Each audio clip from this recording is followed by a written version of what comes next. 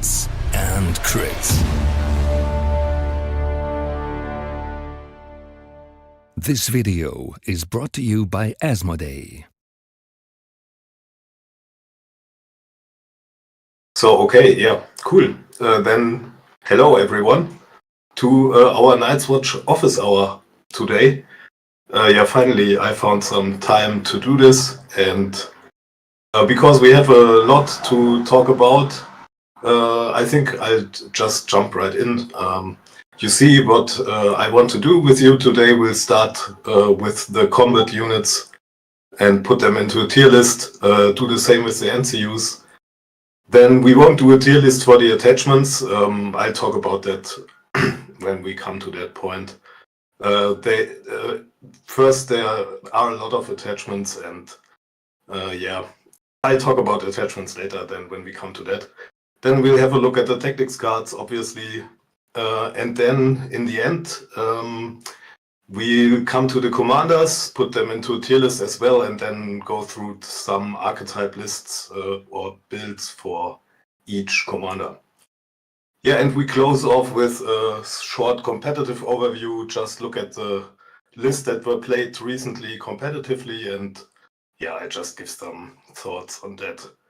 Yeah, and as always, if you want to discuss the people in the chat, if you have something to say or want to get on stage, I try to monitor that as well. Yeah, okay, so let's just start it off with the combat units. So how do I do that? I think I have to show you this here. Yep, that should work. And we'll just jump right in with our combat units. I'll work the way down using stats, and we'll start with the lowest point unit. So here we are. So lowest point unit is the Watch Marshal.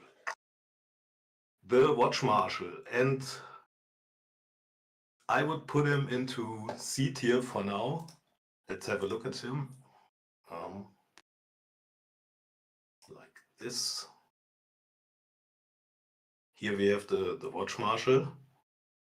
Yeah, it's a solo unit, cavalry solo unit. He's actually not a bad thing to have. But in the current meta and how list building works, you never really see him. He is not a bad piece, I would say. His abilities are quite good. Tactical reposition is, yeah, maybe one of the best abilities in the game, I would say, of the best orders. Yeah, he only has 3 wounds, so that's a bit of a problem for him often. He can die. It's a bit of a problem pretty for him fast to something like Varus hits or something like that. Maybe not if he only hits him once, but it is a thing to consider. And yeah, his ability, the martial ability, is actually quite good. He buffs friendly units in short range. They take 1 less wound from failing panic and gain 1 attack die on melee attacks. So that's actually quite good. But yeah, you don't really see him. So I'm not so sure. Maybe you could even say you could put him into B tier, but in the greater picture concerning the meta, I would say he's a C tier unit. So he can be used in, that's what C tier means for me, he can be used in certain list concepts, but yeah, it's rather unusual and oftentimes there are better picks. So let's get to the conscripts next for 5 points. Yeah, I think unfortunately I have to put them into D tier because they just don't really fit anywhere at the moment. They can be a liability in a lot of lists. Maybe if you buff them with an attachment in certain concepts, but even then there is always something better for that 5 points.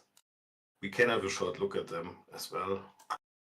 They have a supply 8 is a very good ability, but because of disorganized and the 7+ moral, they are so vulnerable to panic tests over the crown that, yeah, oftentimes you don't really get to use the ability a lot. And then 5 points, they don't really bring anything else to the table. So when they were 4 points, they were really good. But now for 5, yeah, just better don't play them. I mean, in certain list concepts, or like now if you play a negative elo tournament or so, yeah, just try them out.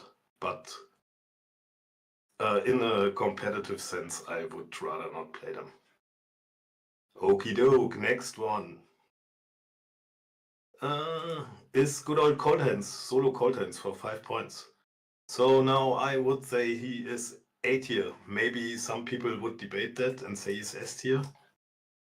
But S tier for me is something that really, where I would say, yeah, I take that in every list or nearly every list. And that's not Cold Hands for me. I wouldn't take him in every list, but he is really, really strong and yeah, always a thing to consider.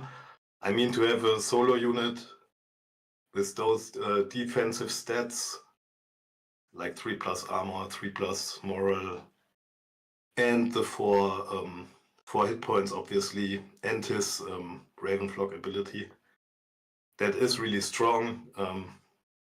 You can buff him a little with cards on top, and he can basically just sit on a point, and if the enemy decides to kill him, then he comes back in the rear of the enemy or on the other side of the battlefield where another point is where he can sit on or stuff like that. So yeah, he's really good, and especially in conjunction with veterans, he can be really strong. But we'll see that later as well. Yeah, so much on Cold Hands. Next one are the Ranger Hunters. Well, this was a real S tier unit once in another meta, like a year ago or 1.5 years ago. But now I would say they are B tier. Like B tier is a really solid unit still. But you have to get close with them, and you don't have all of the extra attacks and all of the extra attack dice that you had like in earlier iterations of the Night's Watch. And yeah, so if you get them over a flank into a low defense enemy unit, and they can be still really devastating, especially with a good attachment. Let's have a short look at the units. Oh, I put the Ranger Hunters now with 7 points in front, but well, whatever. You still get it. Let's have a look at them. I mean, they have the Swift Strike and the Quickfire. It is still strong. They buffed their profile here with the 6 dice on the second rank, which still makes them viable, I think, but the 4+ to hit on the range really hurts a little bit. You have no Thundering, you don't get consistent vulnerables, only from the unit at least. So yeah, that's what makes him B tier. But now let's look at the Scorpion. I mean, what can I say? The Scorpion, on one hand, for me, he's a pure tech piece in a way. He can be strong against certain solo units like Varamir lists, maybe dragons, but in MOD even that often doesn't really work so well. But at least the dragon player has to respect them, I would say. But they are very slow, they are very stationary, they can't shift before they shoot. So yeah, good players will oftentimes just walk around them, and a lot of lists have stuff that can maybe kill them easily from afar, like enemy range units or stuff like that. So oftentimes they just sit back, the Scorpions now, and yeah, you do those lucky shots. So not sure. I mean, they have their use. We will see that later when we discuss the lists. But yeah, for me overall, I would say, let's see, it's a B tier unit. Yeah. Okay, let's look here. Okay. Cool. Okay, I'll try to get back to the point value thing. So next up would be for 6 points, the trackers. So the trackers for me are S tier. They are for 6 points. That's, I would say, one of the strongest units maybe in the game, at least in the 6-point range. And yeah, maybe on first sight they don't look so strong. But I mean, you have a cavalry unit with movement 6, base movement 6. You can bring them up to 7 with Watcher, obviously. And you have so much potential to get into the flank of enemies, and you bring the Pathfinder, which makes that even easier, and the mark target, and a shot into the flank of an enemy 3 on 7s with vulnerable from the mark target. That's just very strong. You can, with certain commanders or NCUs, you can get rerolls on top of that as well. And yeah, those trackers are just very strong. You have to play them a bit carefully, obviously, but they are a cavalry unit, so yeah, it's in your hand where you bring them and what you do with them. So for me, the best Night's Watch unit and overall S tier. Okie doke, now we are in the 7-point range now, yeah. So that's, most of the Night's Watch units are in this range, as you see.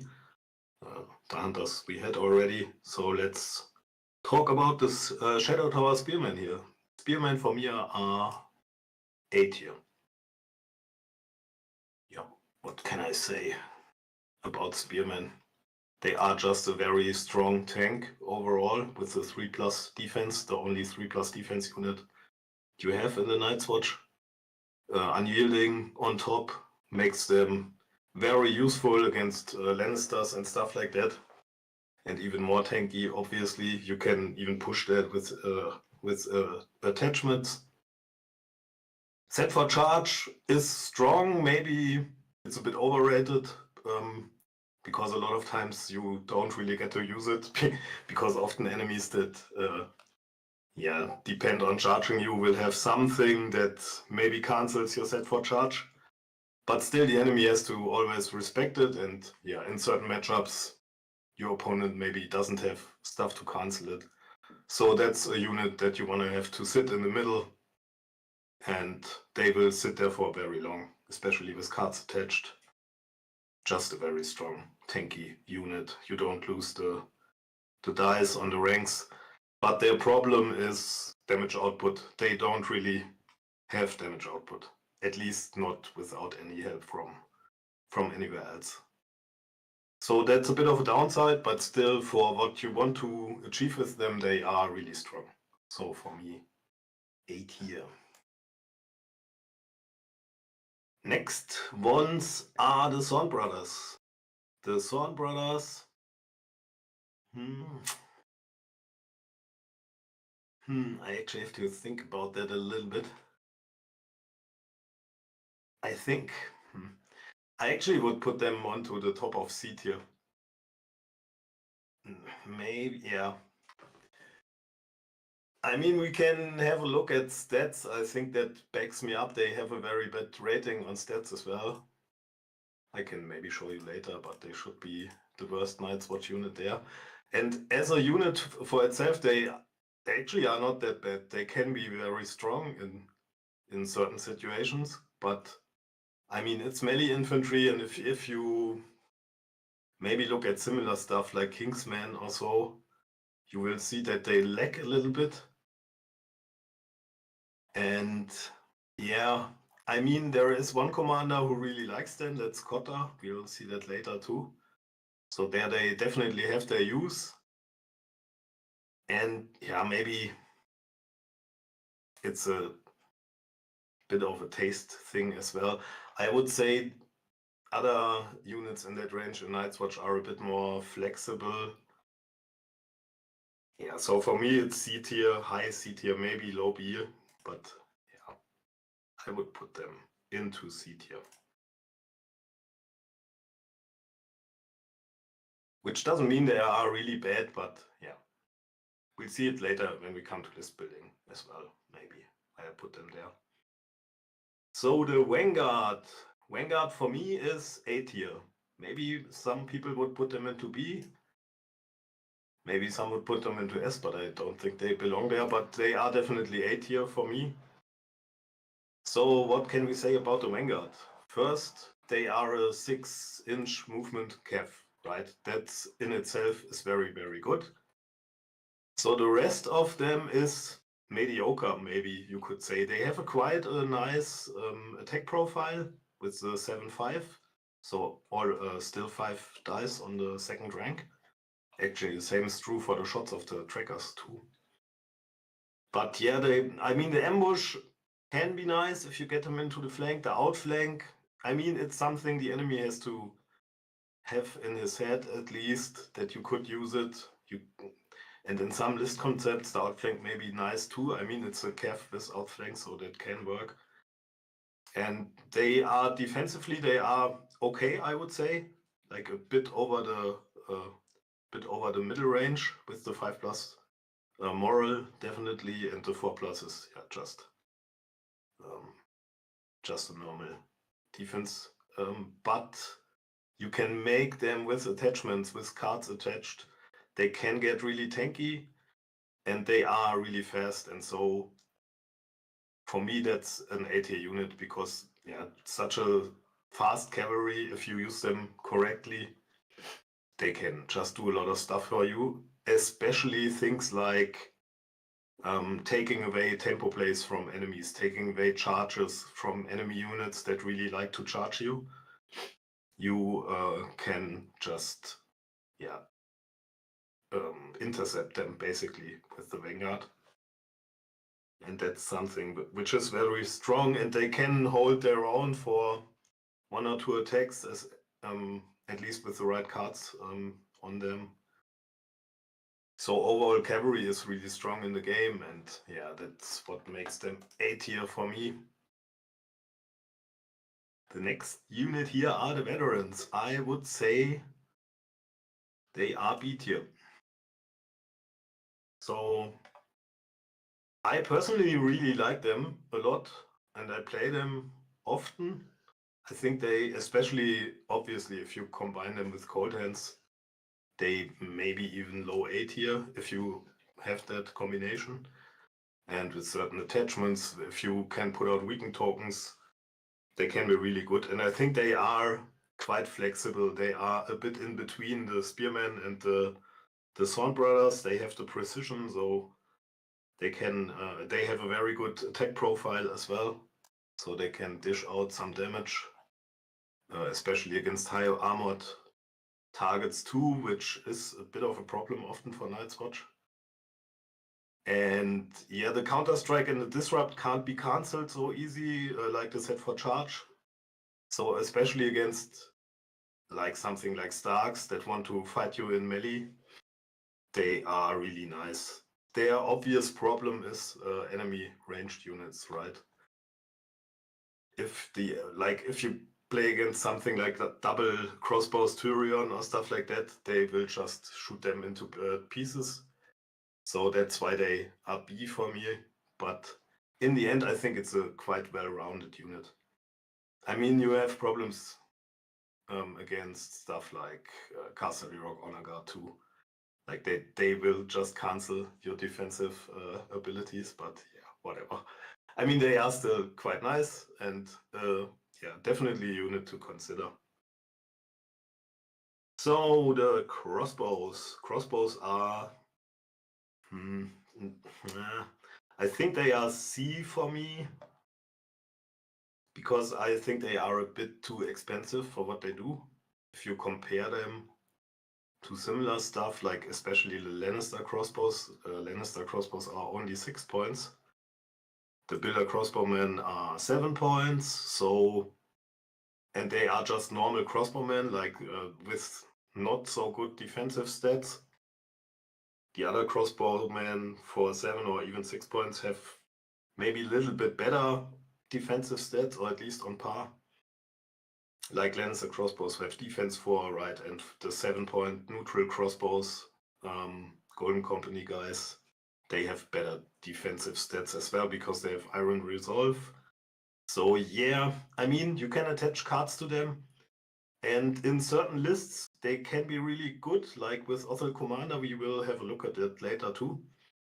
The Ready Aim release is not bad. It's actually quite a good ability still, so I'm not sure. Maybe we put them into B. Yeah, but you don't see them a lot, and actually then I'll have to put the Thorn Pearls into B as well. So I think I'll stay with this and keep them into the C tier. So now that's a special one. The Stone Thrower last for 8 points. So yeah, that's actually hard to tier, I think. Yeah, when I think about it, maybe you would have to put him into S tier because against certain stuff in certain matchups, he will really shred, and he can be a bit of a problem, especially in casual gaming and stuff like that. Like if I had to make a tier list for casual and fun game, I would say put him into D because don't really play him if you play against friends. It is just a bit of a stupid design. You have a unit that just sits in the back and you just shoot everyone you want to. Enemy basically can do nothing. And you do auto wounds, like, yeah. I mean, it's the Stone Thrower, so it's hard for me to tier it.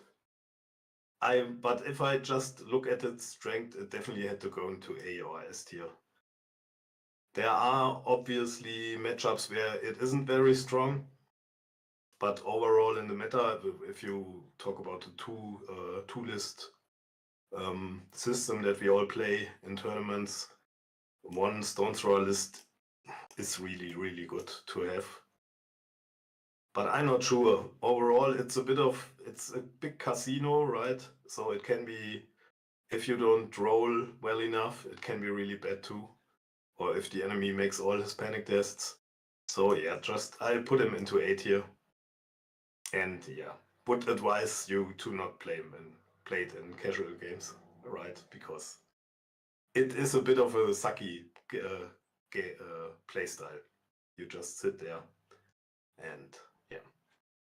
Everybody who played against or with it knows what I'm talking about, I think. Okay, so yeah, that rounds it up for the unit tier lists, I think. Not sure if you're okay with that, but obviously stuff like this, tier list cyclists are subjective every time. So yeah, let's go on to our next point here, if there is nothing in the chat at least. Oh. Okay, let's see. I'll show you this again so you can follow me. Next point is the NCUs. So let's have a look at the NCUs.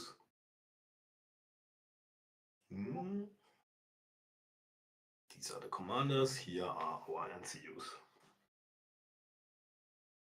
So who do we have here? Meister Aemon first. Aemon for me is A tier, although at the moment in stats he isn't very high up, I think. Now let's have a look. Let's have a short look at it. I mean, it can't hurt. We have to scroll a little bit to find it. Here it is. So let's have a look at the Night's Watch NCUs in stats right at the moment. Yeah, as I thought, Aemon is not very high up. But for me, still, if I just look at the NCU, speaking for itself, I would still put him into A tier. Because certain list concepts just really love him. And we'll come to that later too. The problem I think that he has at the moment a little bit is that these lists where he really shines are not really the strongest Night's Watch lists in the meta at the moment. So I think that holds him down a little bit, and he's like an NCU that maybe is a little bit overplayed, like he's played all the time in every other list, I would say. And yeah, sometimes that tanks the stats a little bit too, because then if an NCU is played a lot by in a lot of mediocre games, I would say, then it can tank his win rate a little bit, and so is Elo as well. But for me, I would still put him into A. I mean, he can put out so much heal over a game. And yeah, in a lot of situations, I mean, people who play the game longer all know that situation where the Nightwatch player just heals 6 wounds with Aemon on bags top of the turn, and the unit that you thought would be dead is fully back in the game again. And yeah, so that makes him still A tier for me. Okay, here I have the overview here, so let's change that.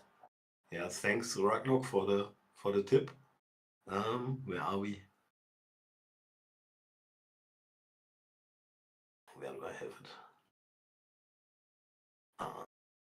Bob. Here.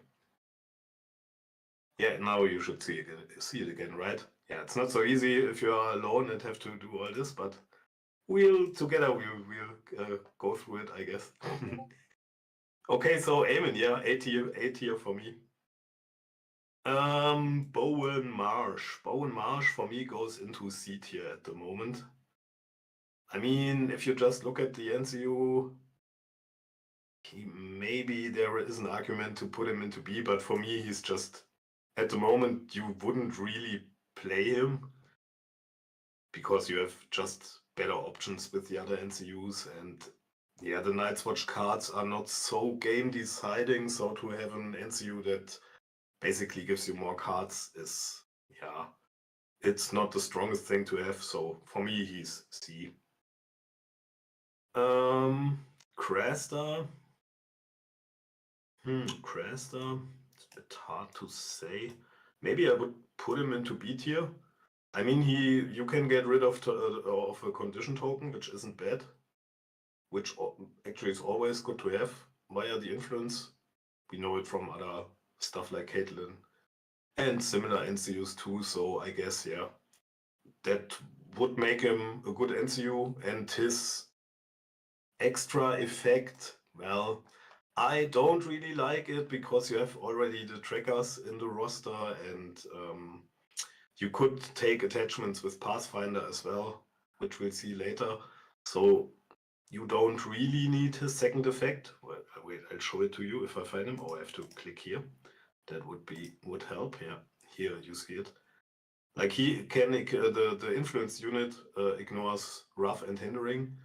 So it's yeah, I'm not sure if that was something along the lines of the old iterations of Cruster, where you maybe heal a wound when you do an action or stuff like that. Maybe that would be a little bit too strong, but you get what I mean. Like maybe some small heal or something like that. He would be really good, but yeah, with this for me it's solid, but you wouldn't see him very often. In a lot of lists, he won't get played. So now, Donald Noy. Donald Noy is S tier, I would say. Maybe on the first look, you wouldn't think he is that strong because he only has that 2 tokens, right? But he is so versatile that you can use him offensively and defensively is just really strong. And yeah, in a lot of moments, it just are those rerolls and ignoring the weaken that gives you the kill in an important situation, or the other way around, that +1 to defense and the enemy can't spend vulnerable just keeps one of your units from dying. And yeah, that just can be really game changing if you use him correctly in the right moments. So where is it? Here, S tier for me. And I think, let's see, I think the stats would probably agree. Let's see.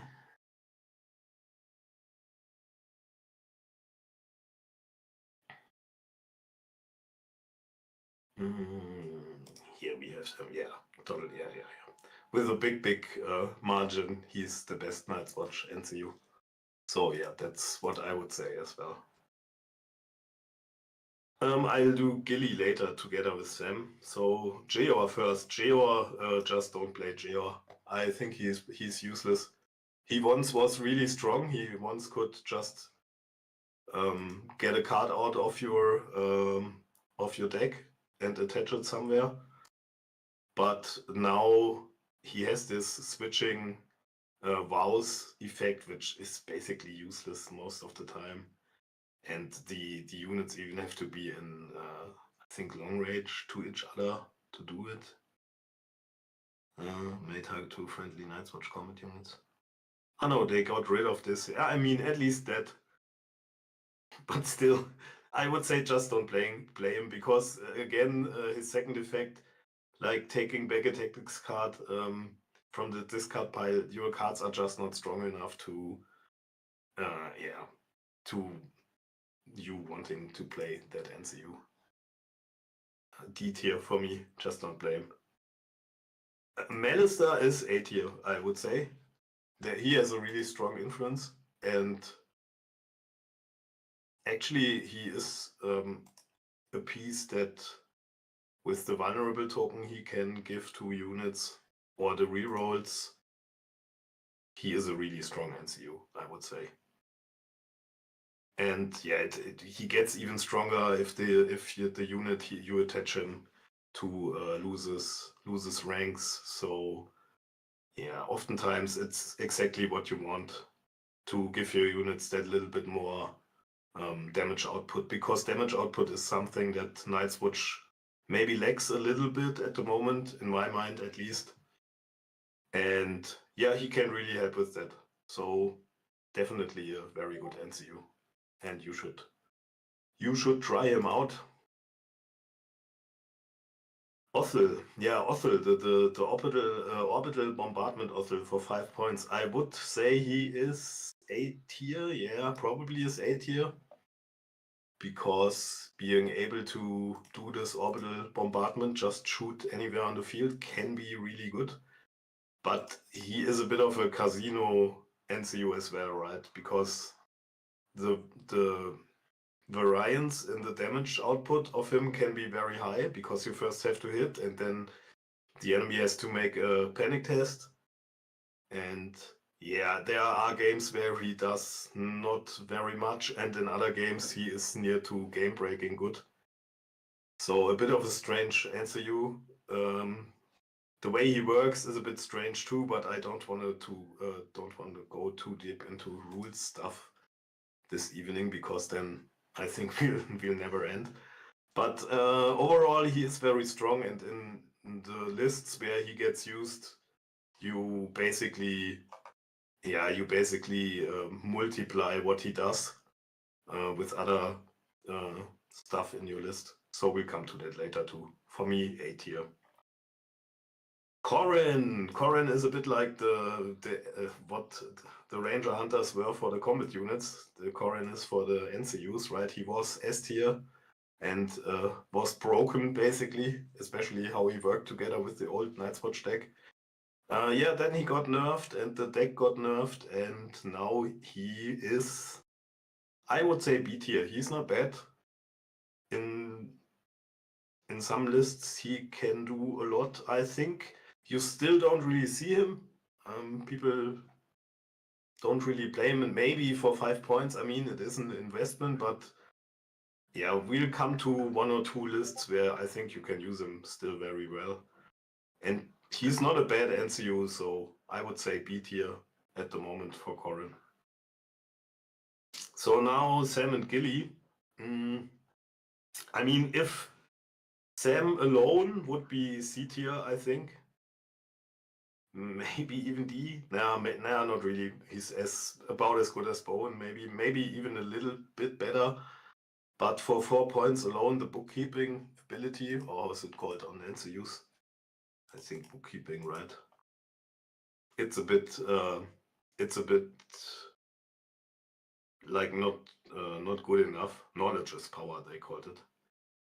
I mean, it's nice to have more cards, but especially here again with the Night's Watch deck, yeah, it isn't such a big advantage. So Sam alone, I would say, would be C tier, but because he brings Gilly, I would say he can go up to B together with her. Because there are at least 1 or 2 competitive lists, more or less, where you can play the Sam and Gilly thing, and yeah, I would say he is low B tier maybe. And then we have Joran. Yeah, Joran, I mean, goes into D for me at least. He is 6 points, and what he brings you a 5-point unit later in the game, which is a bad unit, like which is a D tier unit on its own. So yeah, that just doesn't help. If you want a unit of conscripts, just put them into your list for 5 points. Don't take Joran. I really don't see it. I mean, to be fair, I didn't even test it out, but even in the theory alone is good enough for me, because that it just can't work. 6 points for bringing a unit of conscripts in round, I don't know, 2, 3, or 4. Yeah, I don't know. It just sucks. Just don't play him. Or I mean, try him out if you want to, obviously, but I think he really sucks. Then even JR is better. Okay, so that were our NCUs already. Yeah, just looking at the chat here for a second to... Ah yeah, share the window, sorry again. Kilian here has a feeling that the defensive pieces are rated higher than the offensive ones. In the unit list, I think you mean. Yeah, we'll come to that maybe later when we look at the lists too. The thing is, you kind of need an anchor unit in the middle, and normally you will go for spearmen or veterans for that, and you will always really need that. And then for the other units like Ranger Hunters or Thorn Brothers, the more offensive units, they always contest with something like maybe Golden Company Crossbowmen or Ranger Trackers or Vanguard, which is cavalry. And yeah, so most of the time you would rather pick the cavalry unit maybe. At least the way how Night's Watch works and the meta of the game at the moment works, I would say. So that's maybe why the offensive units are rated a bit lower. Yeah, Chief, we are recording, so you can watch it back. Okay, so let's have a look again. Next thing I want to do with you is have an overview about the attachments. I won't put them into a tier list because there are so many attachments, and yeah, maybe I can say that before we talk about the singular attachments. Attachments have a bit of a problem in the game at the moment, as they are kind of expensive. To use a point or 2 for an attachment, oftentimes it doesn't really check out in a lot of lists, and if it does check out, then you most of the time you can maybe buy 1 or 2 attachments, and so most of the time you will always see the same attachments basically, because there are 1, 2, or 3 attachments for each faction maybe that stand out a little bit and that amplify what you want to amplify, and so you will see them, and that's basically the same in every faction. Night's Watch actually has a good range of attachments, and a lot of them are quite good, but you still will not see many of them. But let's just go through them really fast and yeah, have a small look at everyone.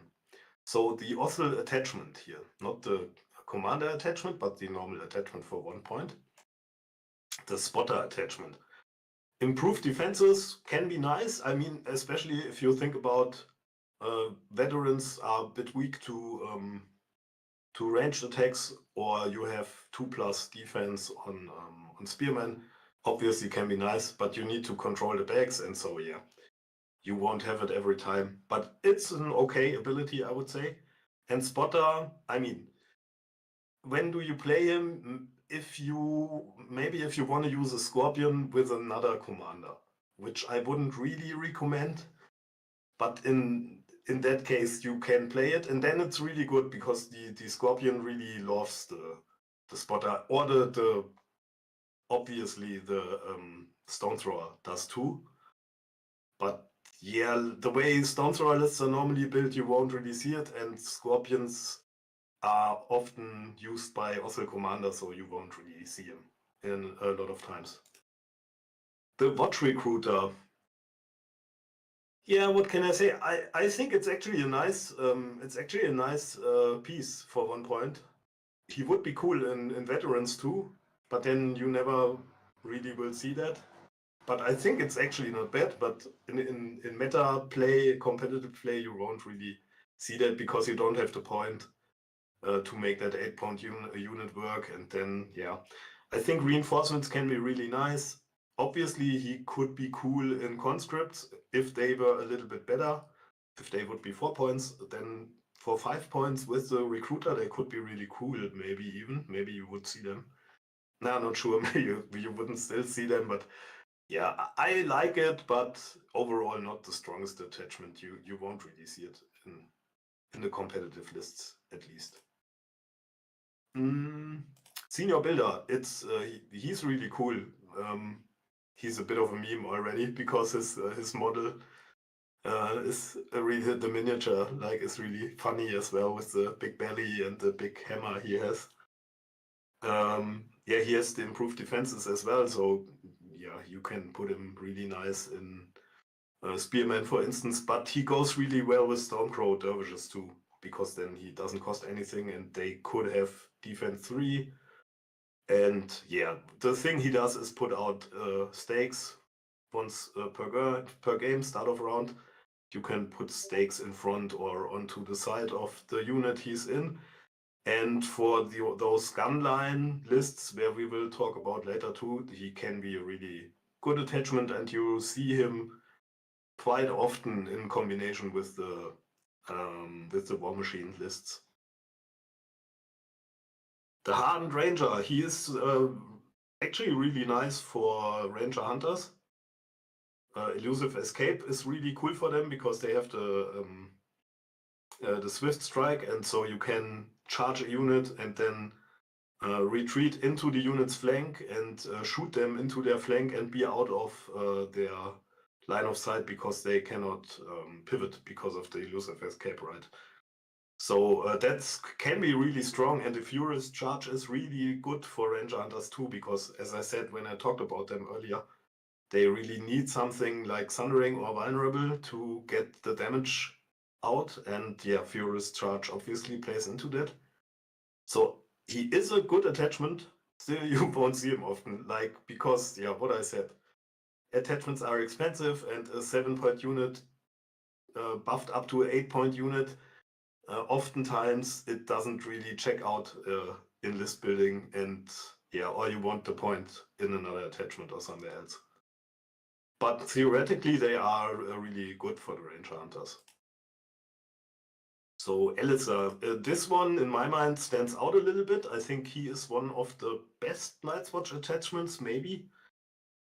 He's basically like the Glory Seeker for infantry, what the Glory Seeker is for cavalry, right? He's for infantry. And Iron Resolve plus Stubborn, if you put that into a unit of Spearmen with the Unyielding, they are so fucking tanky. I mean, it's really, really good. In my mind, at least. And it gets amplified a little bit because you can lose the tactic cards when you fail your panic tests, which you oftentimes really don't want, right? So Elisa, for me, one of the best Night's Watch attachments. If you want a really tanky unit in the middle or something, then probably go for him. He is contested by another one, but we'll see that soon. Gren, yeah, I'm not sure. Taunt is nice. Maybe play him in crossbows or so.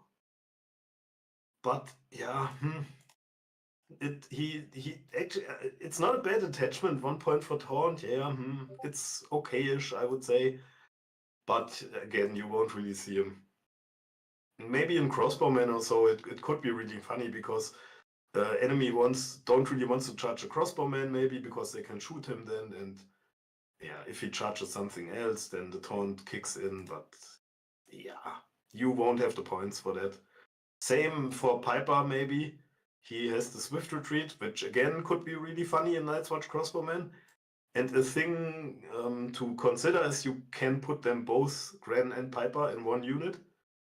But 2 points for Swift Retreat and Taunt, nah, it doesn't check out. It's just too expensive. If they both had something else on top, then maybe yes, but yeah. Not for what they bring. So Corrin, that's the second attachment I would say is similar to Elisa maybe. I like Elisa a bit more, but Corrin is really strong too because you have for 1 point the battle scars and the go down fighting. So again, imagine that in a unit of whatever, basically veterans, Thorn Brothers, or especially Shadow Tower Spearmen, right? They suddenly have the Vicious, the keyword they miss so much, or the rerolls. And if you combine that with Melister, like the influence we talked about, Melister's influence, you can get a really crazy unit. Like if they have Corrin and the Melister influence attached, and maybe a rank lost, then they can escalate. They get really strong. So definitely, try them out maybe once with Melister and CU together in a list. It can be really good. I have to take a sip here because I'm talking a lot.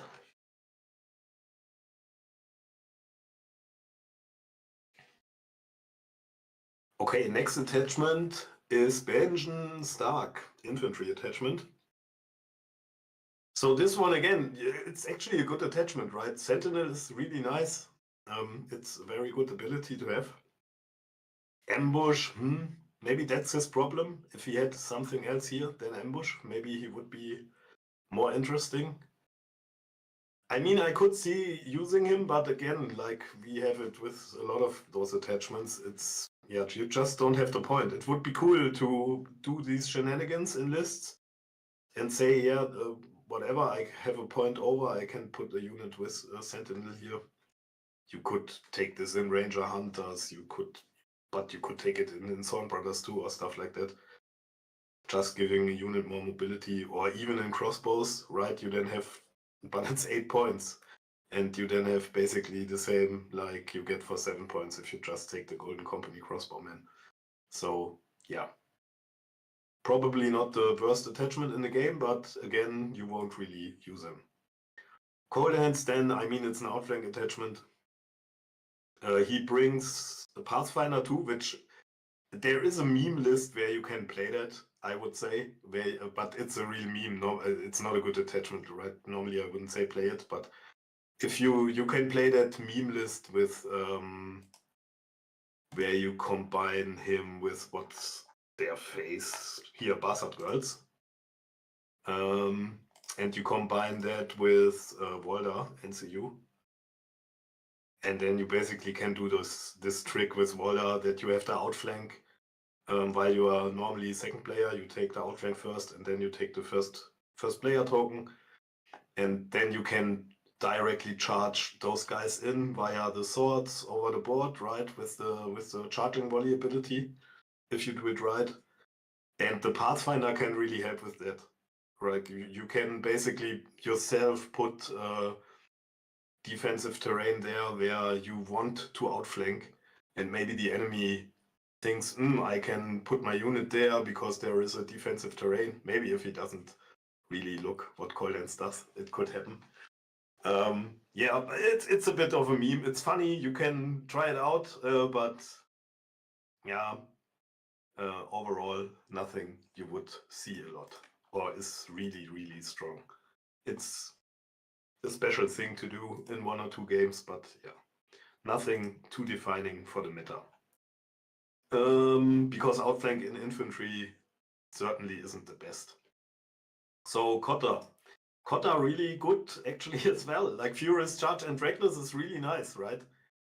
To have that in Ranger Hunters or yeah, I don't know, maybe even veterans. It can be really cool. Still, you don't see him. You don't see him played because, yeah, of what I said before. It's a very good attachment, I would say. So Edison, he's a bit special, right? He has this strange gallows humor ability, which is similar to the old. What's it called? I forgot what it's called.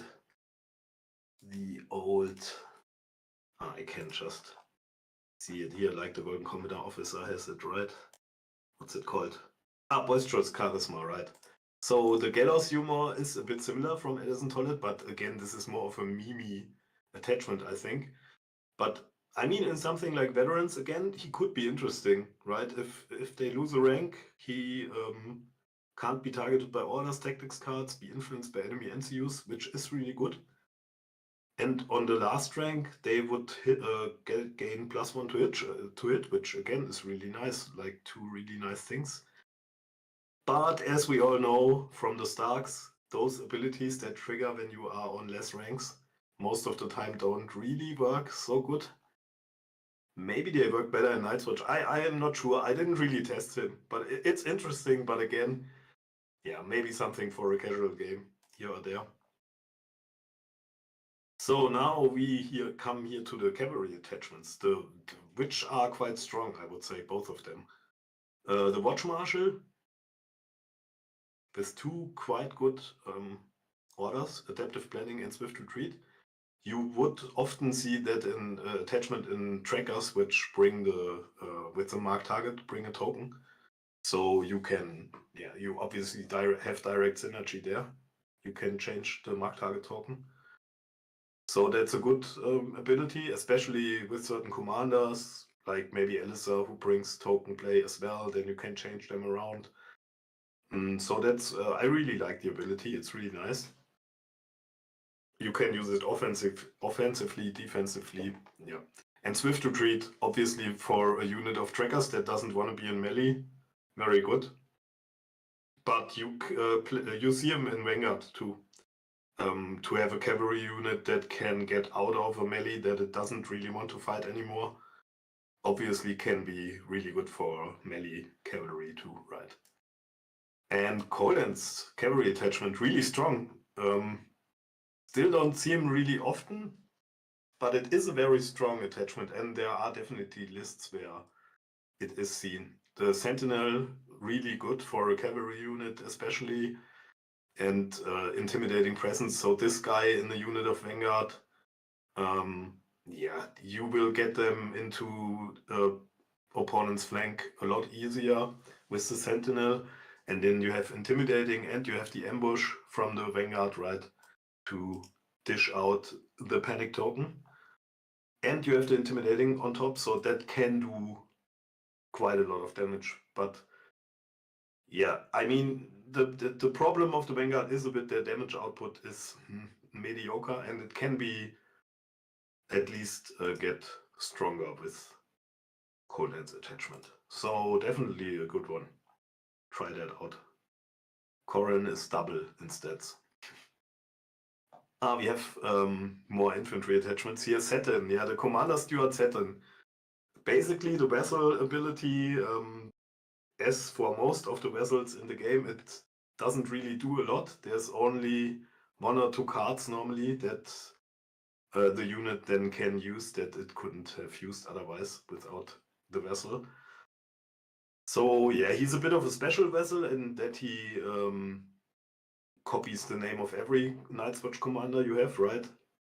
But I would say only maybe play Saturn Commander Steward with Cotter, but yeah, that's I think the only good use.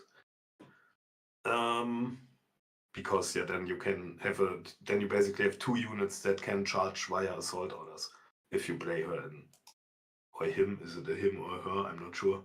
If you play this guy in a Cotter list, right? There he has some use, or she, whatever. And the Brave Recruit, oops, he just brings Dauntless for 1 point. Yeah, meh. I mean, that's quite funny with Jeor because of Jeor's ability. And Dauntless is interesting for Night's Watch because you can double it up with a Night's Watch card. Yeah, but again, you don't really see it because it's a point and you don't really have it. Jon Snow, he brings the ability to take Ghost as well if you take him. And Reckless is quite good. Warcry is meh. So for 2 points, yeah, you won't see him again.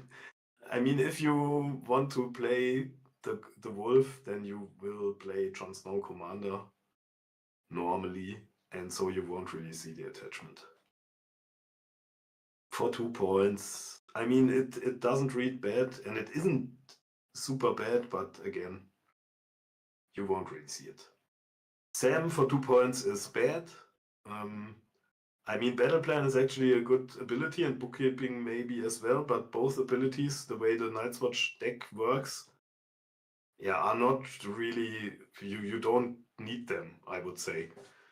And then for 2 points, if you compare that with Tyrion attachment, for 1 point, like Tyrion is 1 point, right?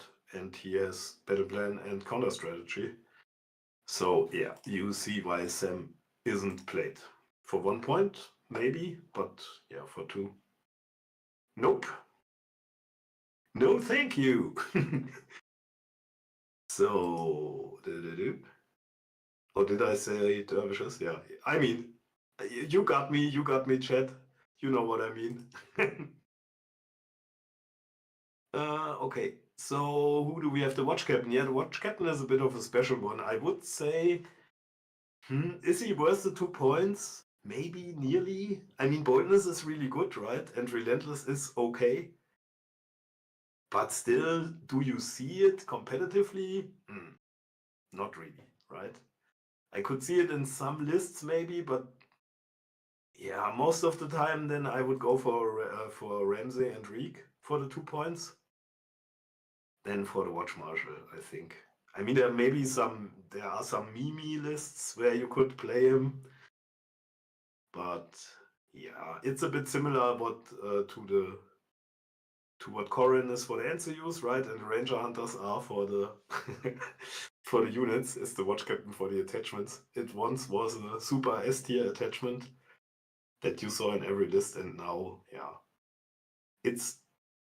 I mean, it's not bad for 2 points, but it's 2 points, right? And you'll probably put him into a melee unit that then costs 9 points and sits on the middle objective, and the enemy kills the rest of your army. So, not sure. Not sure. I wouldn't really play him. I can see 1 or 2 lists where you could say, okay, I'll go for him there, but yeah. And then Yoren, yeah, again, the attachment is quite useless. It's a watch recruiter that has intimidating presence for 2 points. And yeah, I'm not sure why or where, in which list you would want to play it. Night's Watch doesn't really work over the panic mechanic, so yeah, just for 2 points, don't play it. Neutral attachments, obviously, like always. Glory Seeker is nice, Bronn is nice, Sandor is nice, Ramsey is nice. That's basically it. Okay, so that were the attachments. Yeah, I appreciate the Klugscheißen mega. It's good because I have to do this all alone, so it's good if I do any mistakes, just tell me in the chat, so if it's something bad, I can correct myself. Okay, so we got this. Let's see, what do we have next? Oh, we're actually getting through this quite well. Yeah, the tactics cards. Let's look at the tactics cards. I have to get back here. Yeah, okay. Yeah, let's just go through them. So we have the fact that most of the tactics cards have those 2 triggers, right? Normally the tactics cards have one one effect that you can play on a certain trigger and then they have a one-time effect. Or you can, when you activate a unit, you can attach the card to a unit and then it stays on the unit as long as they don't fail a panic test. Because if they fail a panic test, all the attached cards are gone, which is very frustrating. And we Night's Watch players are very poor guys to have to live with this. But yeah, it is what it is. So let's have a look at each card. So the first one is the sword. The first effect, the one-time effect, is when a friendly unit, so one of your units, is performing a melee attack. You can play it before rolling attack dice, and the defender will become vulnerable, which is fine because yeah, it's actually it's good because you need the vulnerable. As I said earlier, for units like veterans, the spearmen or the ranger hunters, this can be really good. And if you use it on non-activated units, then they also become panicked, which is nice, but as you don't really have a lot of wishes or stuff in the Night's Watch, it's still a bit dicey that the panicked really helps you, but yeah, it's always nice to have the double tokens, obviously. The attachable effect is just that the unit is treated as always having +1 rank for attack dice, which is fine, especially for units like the Thorn Brothers. I would say the Thorn Brothers are the unit that really likes the sword attached because of the 7/5/4 attack profile. So this will be a 7/7/5 then, which obviously is a lot better, and they really need that kind of. The other units, like the veterans or the ranger hunters, have a 7/6 anyway, so they don't really need it that much. So yeah, I'm not sure. I most of the time I play it for the one-time effect. I don't attach it that often. But yeah, as I said, for Thorn Brothers especially, you can very well attach it too. And yeah, if you obviously that's true for a lot of those cards. If you draw it early in the game, then just attach it and don't keep it in your hand too long, because there are more important cards. I would say the defensive cards as well are the bit more important cards for the Night's Watch oftentimes. So then, yeah, if you draw it in round 1, maybe just attach it to one of your units. Then the fire that burns against the cold. So the one-time effect is played on a moral test after rolling dice. You can re-roll it, and if it's the commander unit, they just pass it. So that is maybe one of the most important cards and effects for the Night's Watch, because, as I said, you can lose all your attached vows, so you really don't want to fail those panic tests, especially on your important units that you may have buffed up already. And yeah, so this is a card you want to have in hand for the moment you need it. And then it really comes in clutch, right, to have it. The other effect, the attach effect, is not that strong. You can basically get rid of a token that you get for taking a wound. But yeah, most of the time, that's just not so good, I would say. There are maybe some matchups where you really don't want a weakened token against Vargo, maybe, or stuff like that. But yeah, normally you will keep it in hand. The shield. Both effects are quite nice. So you can reroll defense dice with the ones with the one-time effect. Or if you attach it, you just always block it, and that's against ranged attacks, both of it as well. So yeah, just a very strong card, and always good to attach it to your centerpiece units. Or if you have it in hand and yeah, the moment comes, then to play it as well can be very strong. Just keeps your units alive, and stuff that keeps your units alive is always good, because in the Night's Watch game you need to stay alive because you don't have so many extra actions. You actually have none in the deck. So yeah, you will have to stay alive to get the damage out you need to make over time. The Watcher, very good card in my mind.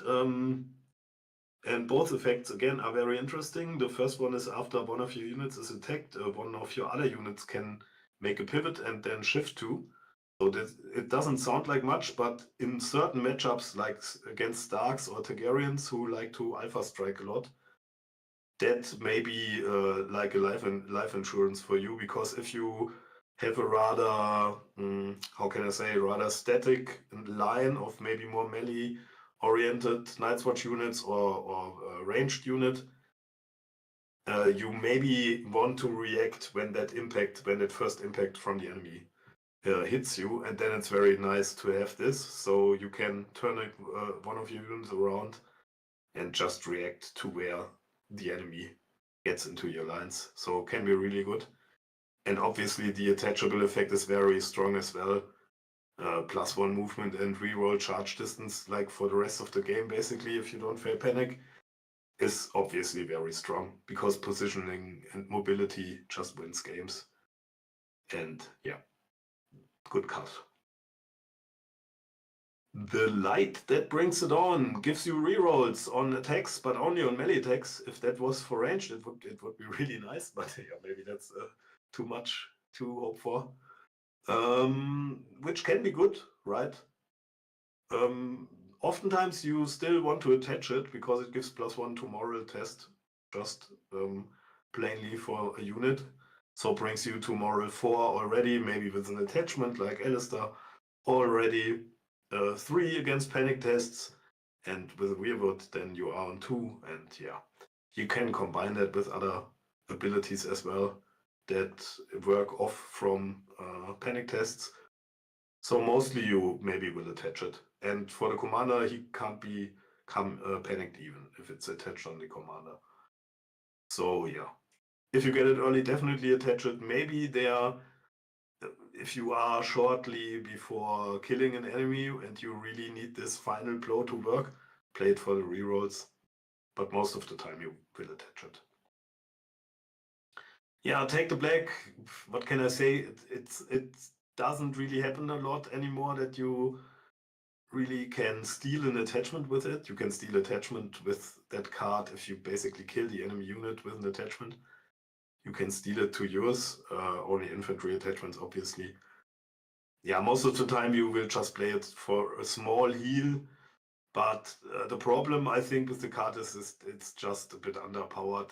In my mind, it should be, if the defender suffered any wounds, attacker restores 1 wound +1 additional wound for each rank destroyed of the defender, not with this attack. Because oftentimes, yeah, you will just only heal 1. Maybe sometimes 2, and if it would be just on the destroyed ranks the enemy has, not only the ranks you did destroy with this attack, it would be a little bit better. I think that would make it a quite okayish card the way it is right now. I don't know. If it doesn't work together with something like Vargo commander skill or Vargo attachment skill or expert duelist, so this doesn't work together because the timing doesn't fit. So yeah, it's just not that super strong. It's okay to have a little heal on a melee attack, but yeah. I wouldn't really hang on to this card. If you draw it early, basically maybe just get rid of it at the end of the round, if you can't use it. So Now's Watch, yeah, it always makes me cry a little bit, because the old Now's Watch was such a game-changing card, and yeah, they just patched that out of the game completely. So the now one is maybe a bit lackluster. It's when one of your units gets destroyed, you can target the attacker, they become vulnerable, and then you can heal 2 wounds to a unit in long range, so meh. And for an effect that you can only trigger when one of your unit dies by a melee attack, not even by a ranged attack. So that trigger is really bad, and the effect is not very good. So that's really meh. So you will always attach this one, and the attachment effect is okay, to be fair. It's basically just a Dauntless every time you make panic. So if you combine that with the light attached and you have this attached, you maybe already have Dauntless in that unit, or you have something like Iron Resolve or stuff like that in the unit. Yeah, then it can be a really strong combo. But you need to get the cards, you need to attach them to make it work. But yeah, the effect to just get a Dauntless on a unit that isn't called Dauntless, so you can combine it with a real Dauntless, is quite nice. So yeah, that's for the cards already. Cool. So let me see. What do we have next? Now, yeah, we'll get into the commanders and the list building. So now it's getting a bit more interesting even maybe. Because that's not so easy to put the commanders into a tier list, I would say. But we'll try, and then we will check out for each commander 1 or 2 lists as well. Give me a second here.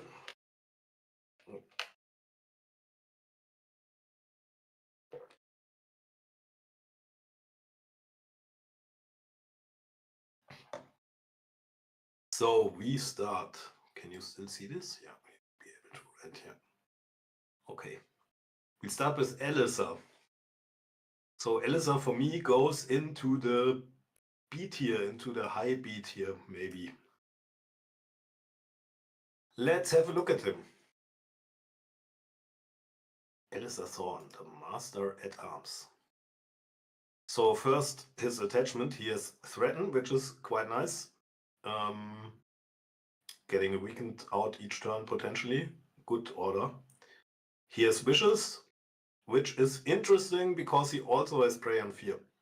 So that he synergizes with himself, obviously. Which is quite a good rounded attachment, I would say. His cards are Pathetic Attempt. So when a friendly unit passes panic test from being attacked by a melee attack, so that the trigger is a bit meh. You need to be attacked by a melee attack and you need to pass the panic test. Then you can target the attacker and they suffer 2 hits for each remaining rank in this unit, in your unit. If the defender is Alice's unit, they also become weakened. So that card is not super good, I would say. It is interesting the way we will build the list. You will see it. It can become an interesting card, but yeah, you have to be a bit careful with holding it too long. And then maybe this never happens. And you can never play it and you hold it in your hand all the time. So if the situation happens that you can play it really nice, then it can be really good. But yeah, the card as it stands is a bit under the middle performance, I would say. Seeing their flaws is very interesting. The trigger is good. After an enemy combat unit completes an action, they just become vulnerable and panicked. That for itself is already very nice. And then you attach it to them until the end of the round. While attached, Elisa Thorn's unit is attacking that enemy loses all abilities. So that is a good way to really fight very defensive units from the enemy.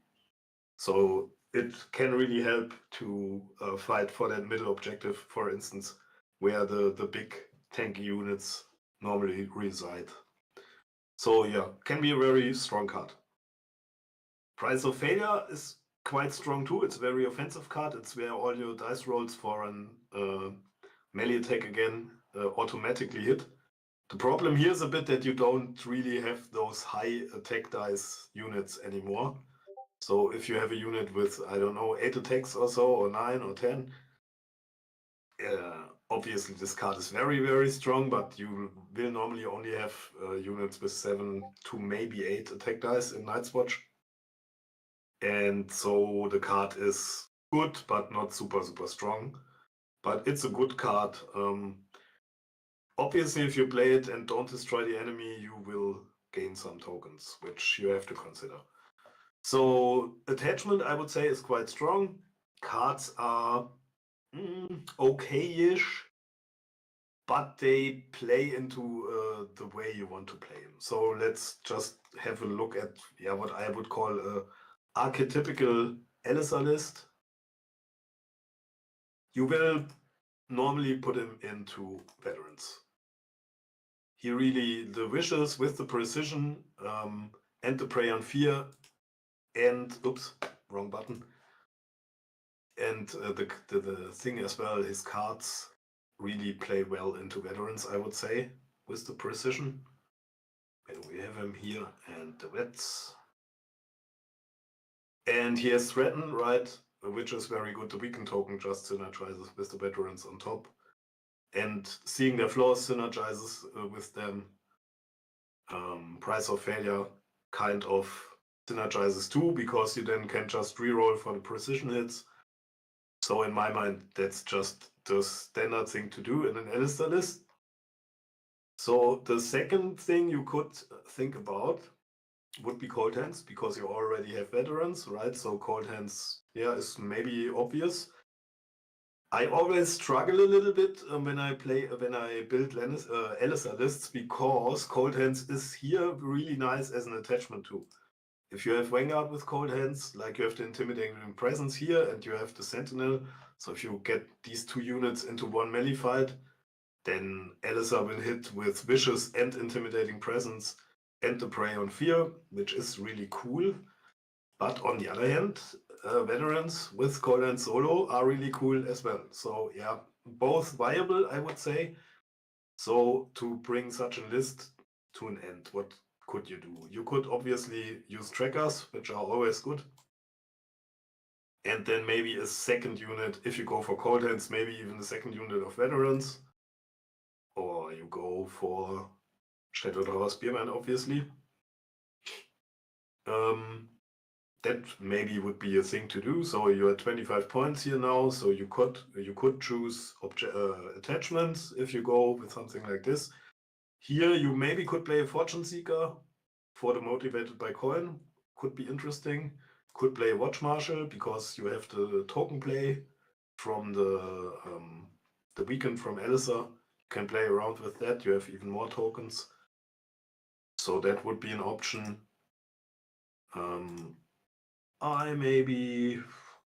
I guess both is good. I like this. Here you could play Sandor, obviously, to get even more weakened tokens.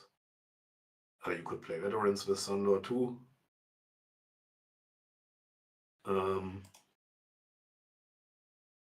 Or you could play Corrin, for instance. Obviously, you cannot play Elisa, right? So maybe let's do this.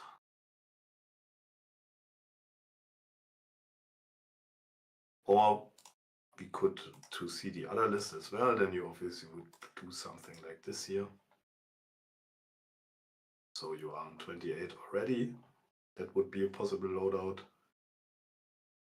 You can play Golden Combating Crossbows too. You basically can play them always in nearly every list.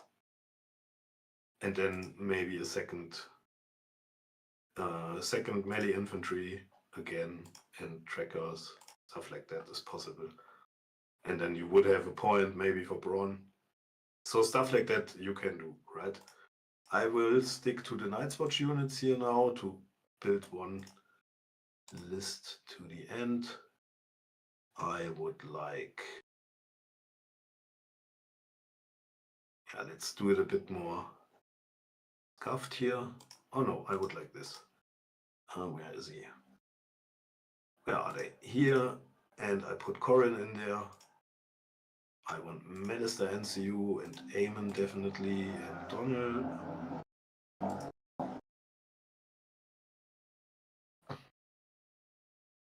And we have points left. Oh, we actually have a lot of points left here. If we go with cold hands, so maybe we even do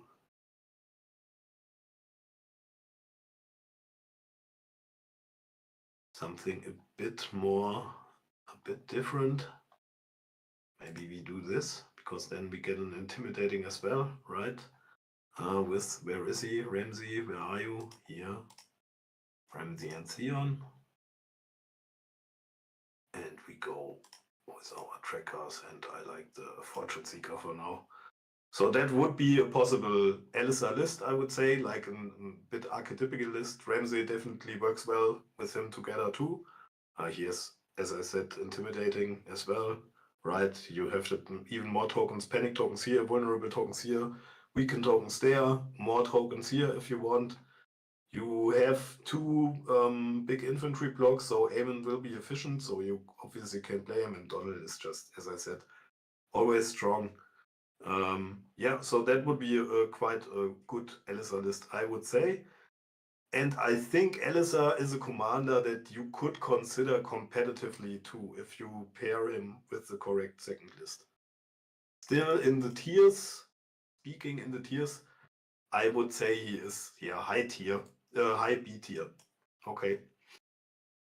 So let's get to the next one. The next one here is Benjen, the cavalry Benjen, Benjen Beyond the Wall. So I would say Benjen is an A-tier commander. Let's have a look at him.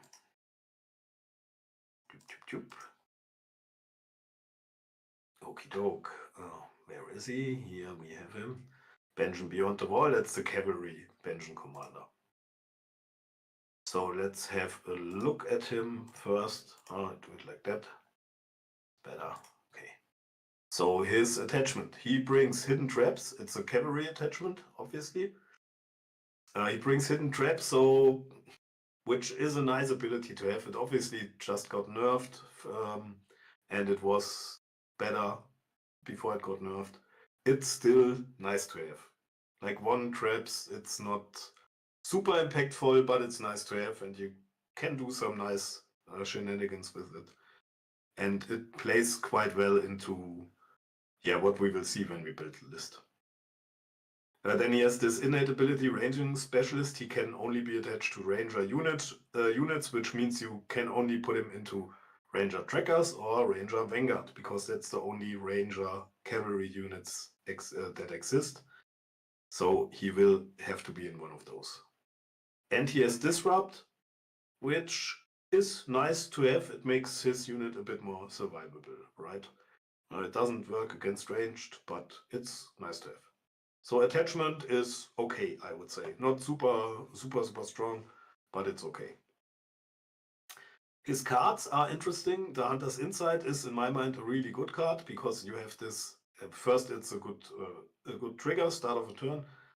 And secondly, you have 3 options, and they are all quite interesting and can be really impactful for a game. Like the 3-inch shift can be really impactful to get into or out of a charge range. The rerolls can be very effectful, especially because they work on ranged attacks too. So giving your trackers rerolls on their ranged attacks is really, really good, as I already said. And enemy may not use orders, be target of friendly tactics cards can be really good as well. It's basically like a Winter is Coming, right? Which makes sense because it's Benjen's Dark. So can be very good in the right moment too. Like if you think of stuff like Now His Watch Has Ended or something like this. No, not Now His Watch Has Ended. What's it called? The Greyjoy card. The What Is Dead May Never Die. You can basically cancel this, or enemy can't use it, stuff like that. In this moment, this third option is very good too. So that's, in my mind, a really strong card. You have a lot of options, which is always good. Marshal is a card that only works on cavalry units and basically gives them the back zone heal, 3 wounds and a condition token, instead of a maneuver they do. So you can do your free maneuver and then use it on the second maneuver if you want to, or you just can not do your free maneuver and use the heal and then do your action with the cavalry. It's quite good. Sometimes it's a bit problematic to find the right moment to play it, but it can be very nice for your cavalry unit. I mean, it's quite a strong heal card, and heal is always not bad to have. And then Right by Attack, I would say, is a bit like his signature card, maybe. And it's really strong because you have the 6-inch movement cavalry, And right by attack with 6-inch movement cavalry is really, really good. You basically can activate a unit, right 1 inch in front of an enemy infantry, play right by attack and just run straight through them. And then you are behind them. Or you can get out of melee fights with that and just stand behind the enemy. It's just a really strong card and it does auto wounds. So yeah, that's what makes him or it's the right by attack is a lot of what makes him an A-tier commander in my mind. So what lists do we play with Benjen? And those are quite competitive lists too, which we see in competitive play a lot.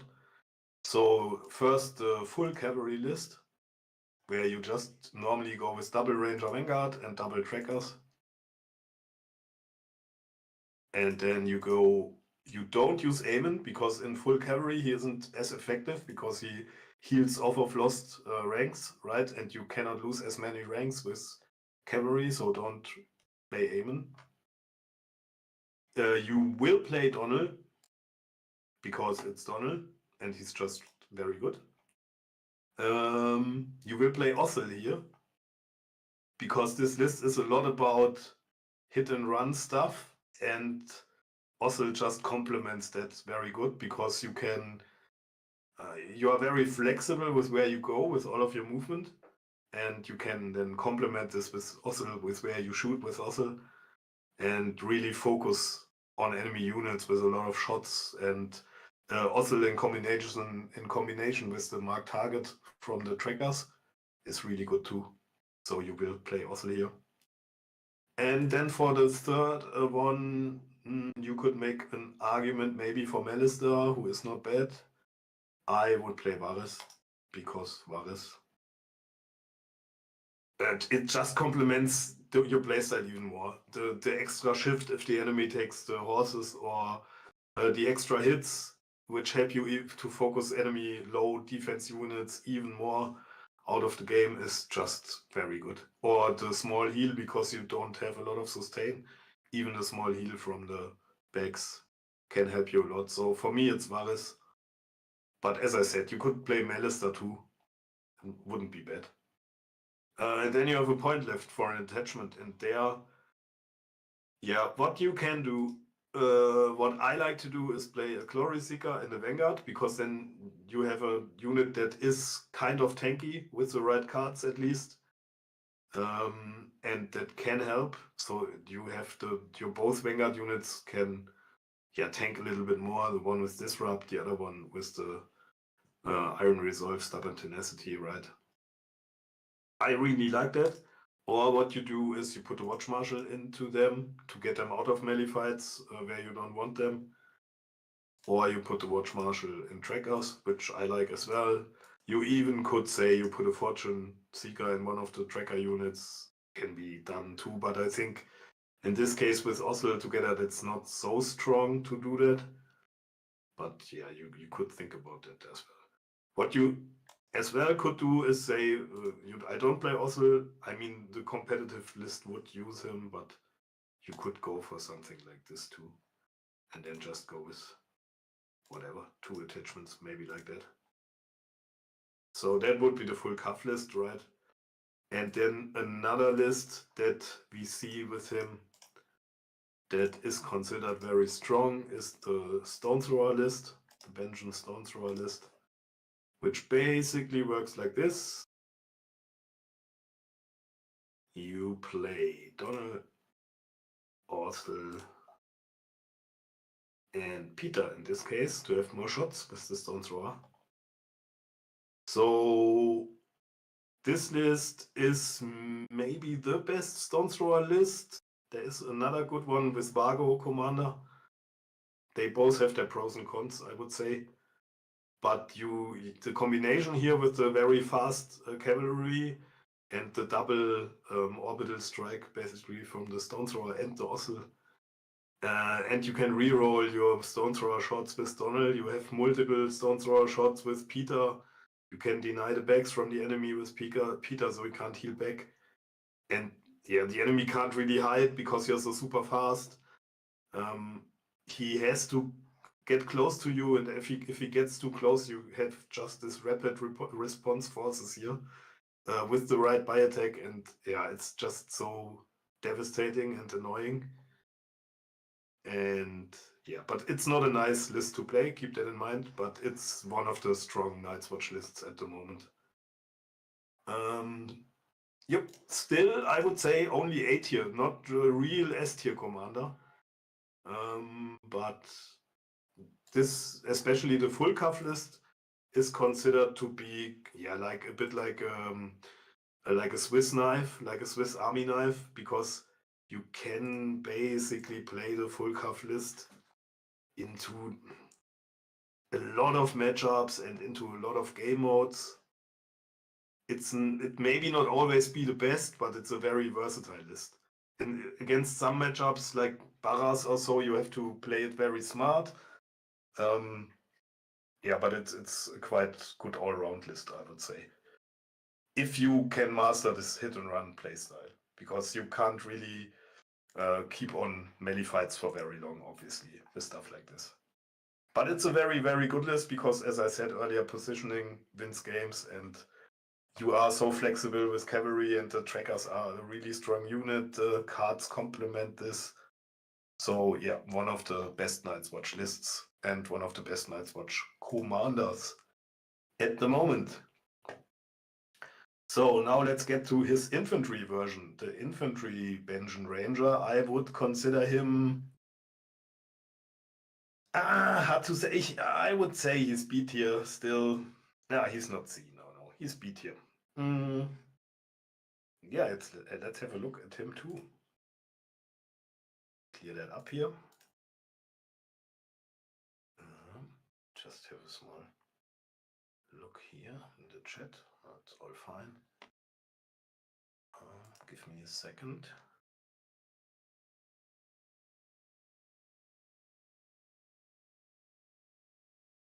So, okay. Cool. Can you see this all? I think you should be able to. Yes, you are. Can I go back there? Yeah. Okay, cool.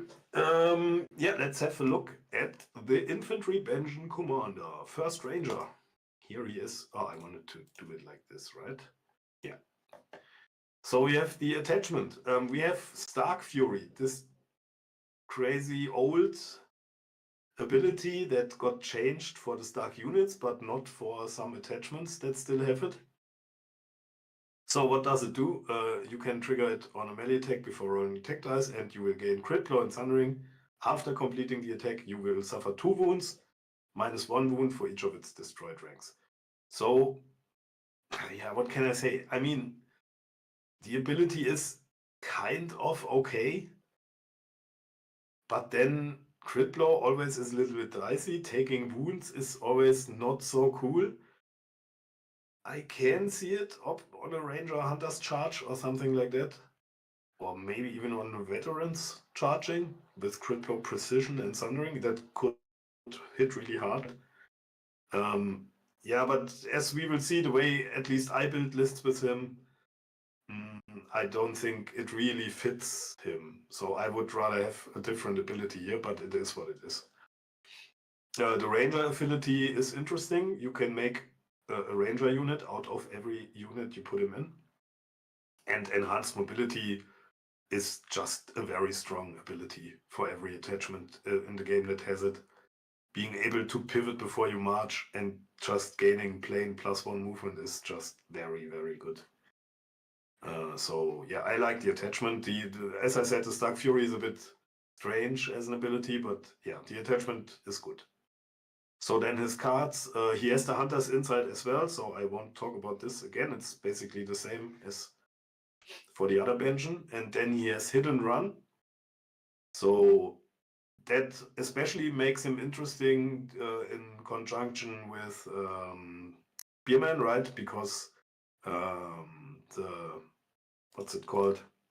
The set for charge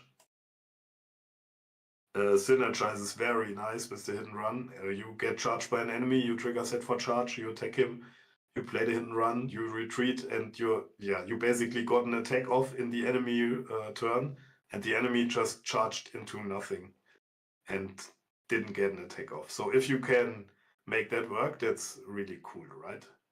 So yeah, hit and run, very nice card for the Shadow Tower Spearman. And then Lying in Wait is a really interesting card too in my mind. So it works like this: when an enemy combat unit activates, you need one friendly unactivated unit in long range of that enemy that has line of sight. So that's a lot of ifs, right? But if all that, if you can make all that work, if all that happens, then you can just perform a free ranged attack action in the enemy turn again. So yeah, that can be really nice, right? And on top of this, if this targets a ranger unit, it may reroll any misses. So this card, especially for me at least, yeah, decides a bit how I want to build lists around him too. Because you kind of want to have a long range, you kind of want to have a long range ranger unit, right? So what I do when I build a list with him, I first pick him as a commander, obviously. Where do we have him? So now I want a long range unit, right? So I could use crossbowman, build a crossbowman. But what I really like to do is use the Golden Company crossbowman here with him. Because you have Sentinel and the enhanced mobility, which means this unit will be everywhere, basically. They will get everywhere you want them to go. And that just makes, yeah, it's just very strong for a unit like that to be so mobile. And then in combination with the Lying in Wait, because they count as a ranger unit, right? You have the potential to get a free shot with rerolls from the crossbows. So yeah, it's just really nice. I really like it.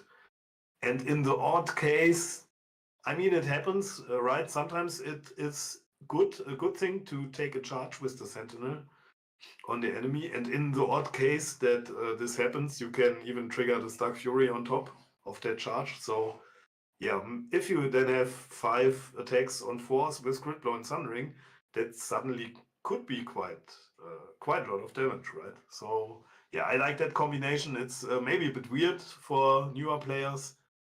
I really like it. You obviously, if you want to do it more conservatively, you maybe play him in Ranger Hunters, right? Where he fits nice too, or maybe in the Shadow Tower Spearman. But for me, it's the Golden Company here. So then I definitely want to have one unit of Shadow Tower Spearman, right? Because of the hidden run. Then I want to have another Ranger unit. So I take a unit of Trackers because they are Trackers. So and now, yeah, it's a bit debatable what to do now. What you could do is take a unit of Ranger Vanguard.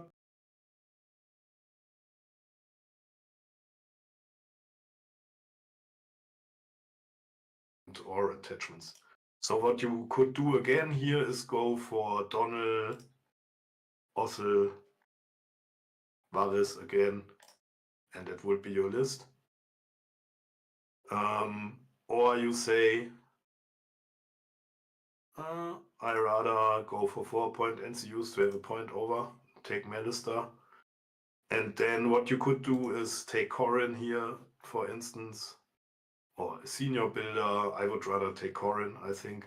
Or you say, I want to be even more defensive because that's my only real defensive unit. So you take Elisa. Yeah, for now, I just gonna put Corrin in because I have Malister here and Corrin. And yeah, they can be really crazy with that combination. Another cool thing to do is the Fortune Seeker here for the extra attack. So if you position that right, you have the Motivated by Coin attack, you have the Lying in Wait attack, so yeah. Or another thing, but that's maybe a bit memey, but I just want to talk about it shortly, would be the Scorpion in this list. And then you want the senior builder to get the builder modification on the Scorpion with the Overwatch. And then you, whatever, can take I will just take Vanguard now. You could take triggers here too or something else. What you then have is a Scorpion with Overwatch and potentially Lying in Wait. So this can really pin down an enemy unit if you get the Scorpion into the right position. But it's not so easy to do that. So yeah, not the real meta list to play, but I think it's a neat and interesting concept at least. Yeah. So much for the Infantry Benjen and his list archetype.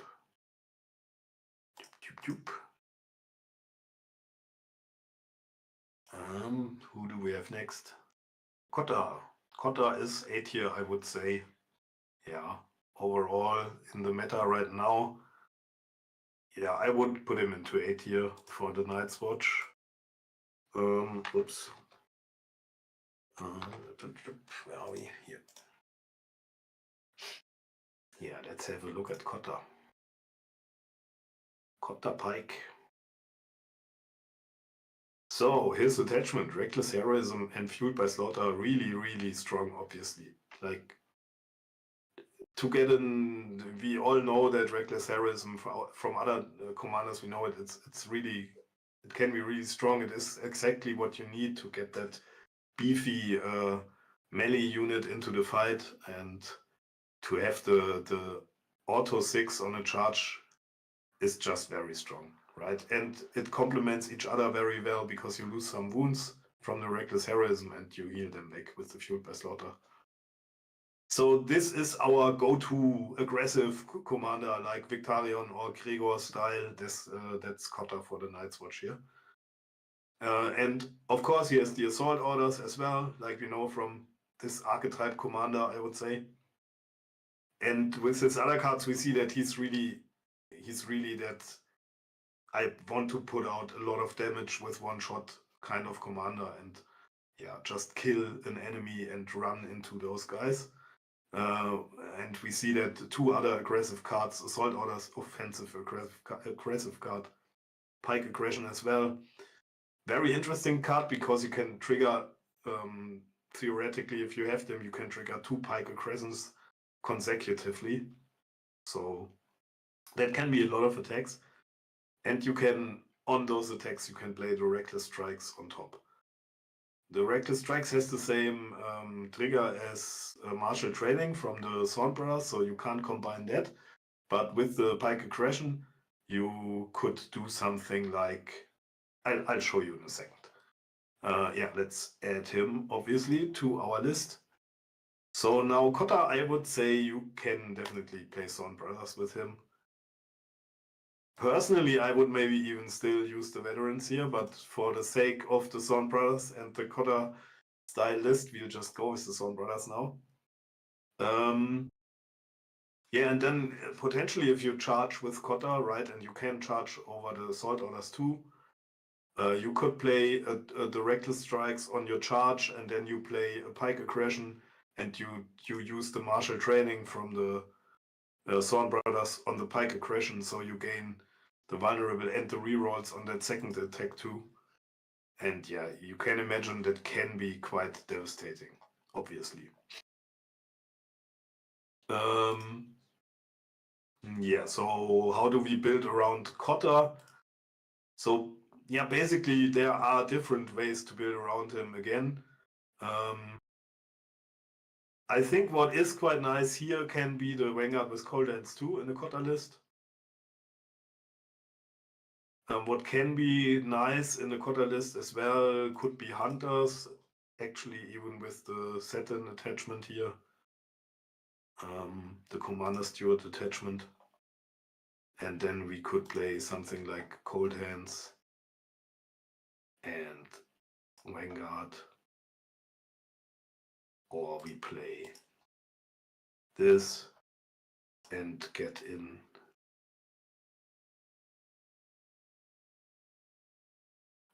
with Stormcrow Mercs, maybe. That could be a way to do it.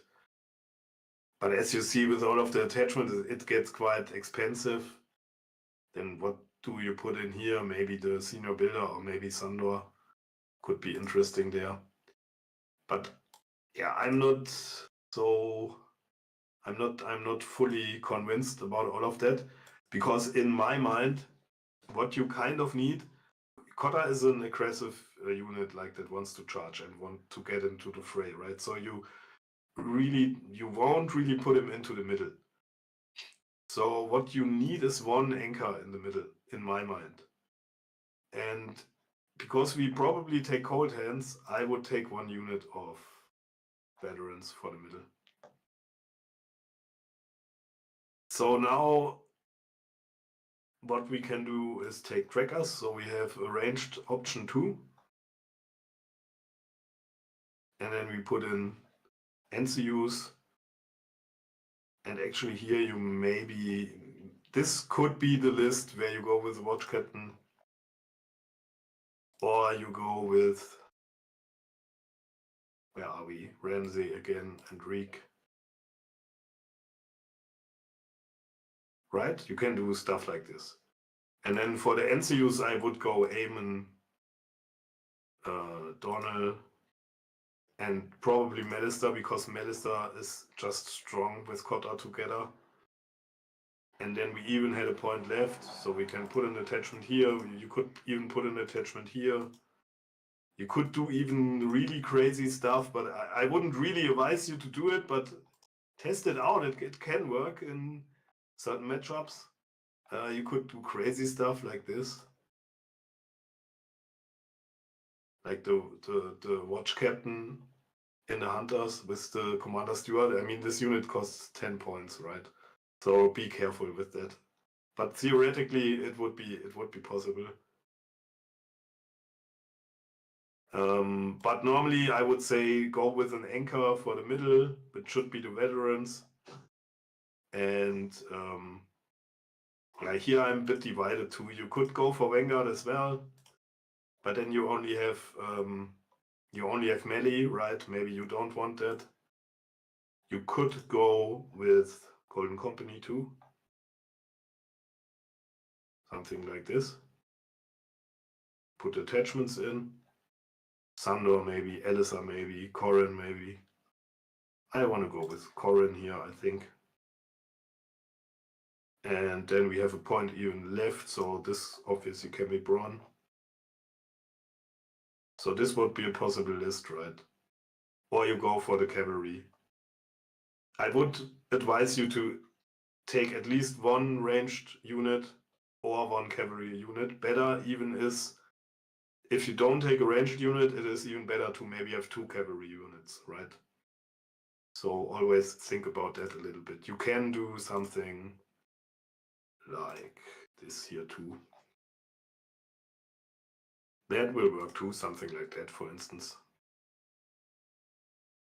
But there again, you don't really have the anchor in the middle if you go with something like that, right? You basically have to control the middle with the crossbowmen then, and yeah, get your Thorn Brothers and Vanguard in where you need them. But yeah, that's basically the way to play a Cotta list. Maybe you could talk about trying to get 8 activations out of Cotta somehow, but I don't think there's a good way to do it. So yeah, it's always good for those, like we see with Victarion and Greyjoys, for those aggressive commanders to have an 8 activation list too, but it's a bit hard to do in Night's Watch. I don't see a really good way to do it. Okay, so back to our commanders. So much to Cotta. Good old Cotta. Ah, yeah, Kilian says the Bastard Girls. Yeah, the infantry bench is interesting in Bastard Girls, to say the least. I have a little bit of problem with the Bastard Girls because I think they lack a little bit. You can't put cards on them, and their output is not super heavy. Their damage output, it could be higher. They do a bit, but it's often not enough. And yeah, they just lack on the defensive side, so they go away very fast.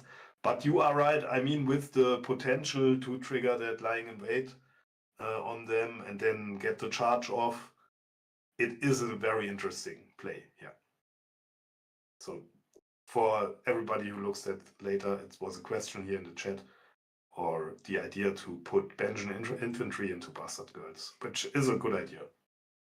We'll see when we look at the competitive lists that were played during last tournaments. We will see this too.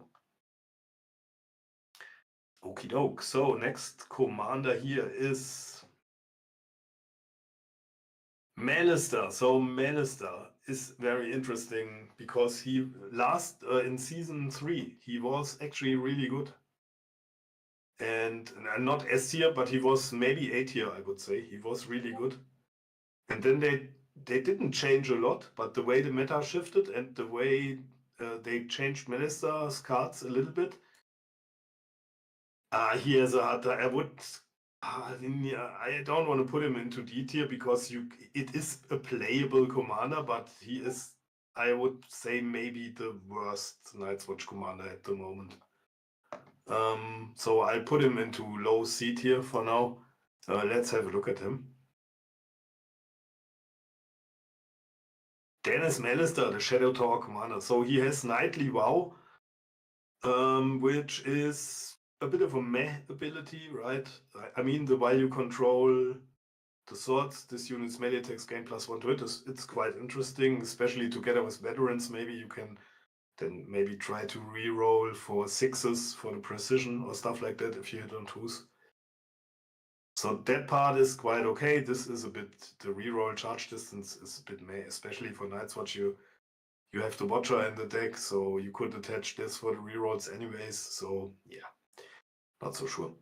Dutiful Commander actually is an interesting ability. So if you put him into a Night's Watch unit, which you obviously should do, right? After deployment, you can search your tactics cap for one of this Tempered by Duties cards and just attach it. And this is quite nice because you just have one card less in your deck, so that's always good to have, to start with one card less. And yeah, basically his unit starts with a wow, right? So let's look at Tempered by Duty first as a first card. So it's on activation, you can attach it, or you attach one anyways at the start of the game, right? So the problem here is again, you attach it until they fail a panic test. I think at least for this commander card, they could have gotten rid of this and could have just written attach this card to them until the end of the game. So while it is attached, each time you activate the unit, you may target one enemy in long range and line of sight, and they gain one condition token. So that is not bad. But the fact that you can lose it, I mean, it's nice to have token play with Night's Watch, but it's not super super game breaking or something. I think the old version was a little bit different, where you could only give out tokens in short range, but then to any when you activated, every opponent unit in short range got a token, and you couldn't lose it. The old one, obviously. So with this change that you can lose this one, the commander really got a big hit, I think. And I mean, it's nice that you can put them out in long range, right? But yeah, you often enough will lose the card to a random panic hit somewhere in the early game, and then yeah, it's not so super good. Adaptive Methods on the other side is a very strong card. I would say it's a really strong card for token play and token manipulation. So especially if you play against enemies that put tokens on you, and you have the ladders, so if you play it to its full potential, you can basically get rid of 2 tokens on one of your own units and give one of those tokens to an enemy and give out another token on an enemy unit. So that's a really good card, I would say. So he has this. Combat Prowess, the second effect is that you just remove a condition token, which you don't really need it because you already have adaptive. It's more token play, it plays into what he wants to do, right? But it's only mediocre. The first effect can be really good, but canceling effects was stronger in earlier iterations of the rules, right? It got a bit nerfed the canceling because you can't really cancel NCU effects for the rest of the game anymore. You only can like cancel them for one turn and then they can use it again next turn. So Comet Browse as a card, is mediocre at best, I would say. You have to expand a condition token. You obviously already have to have it on that enemy that is targeted by the effect. It's only abilities or tactics cards, so no other effects. So yeah, it can be good. Was better when you really could cancel out something like Tywin or Corrin completely with it. Corrin you couldn't, but Tywin you could have. Yeah, whatever. So the cards are adaptive is really good. He wants to do token play. All in all, he's just not so relevant anymore. He never really was. His pick rate always was very low. But there was, like, at the end of season 3, he was really strong in the meta we had then. But the way things work out at the moment, I don't really see him.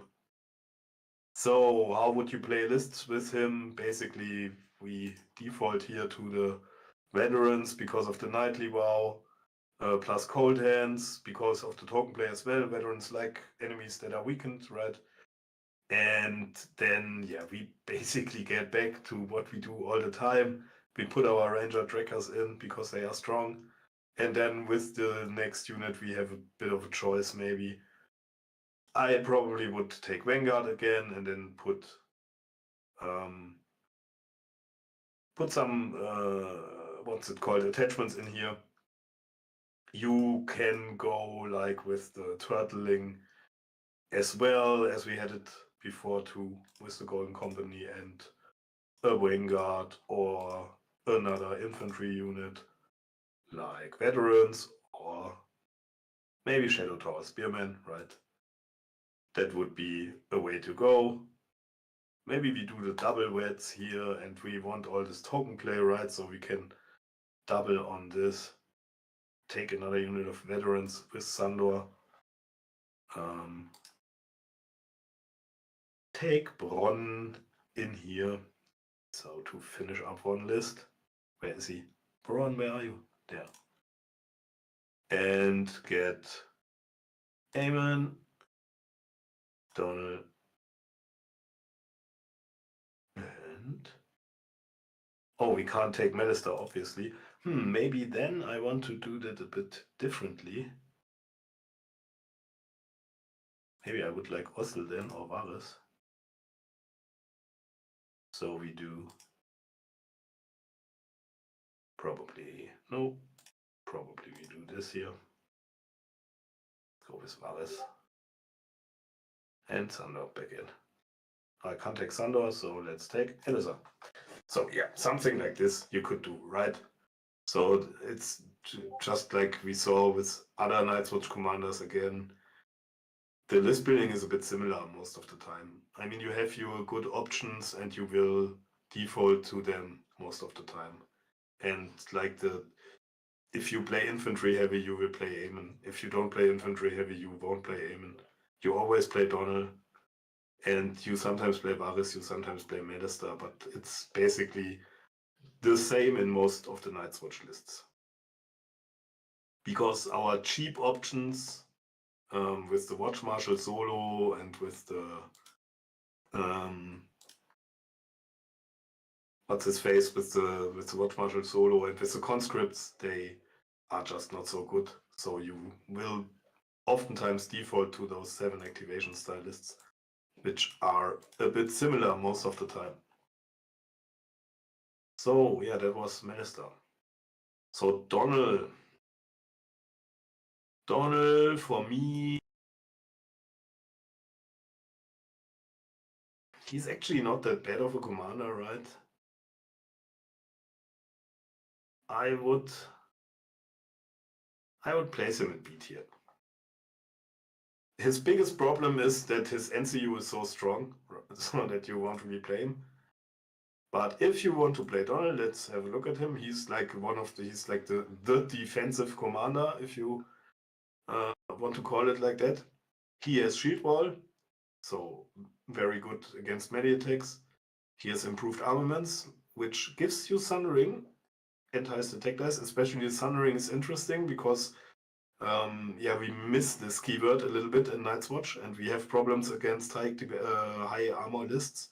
So Sundering is interesting and good to have. Quite good attachment, I would say. His cards, Defensive Formation, that's a bit his signature card, and it's a very interesting card. It's maybe the only card that would justify to play J or NCU. You still won't do it, but it's quite funny if you can switch this card around between units.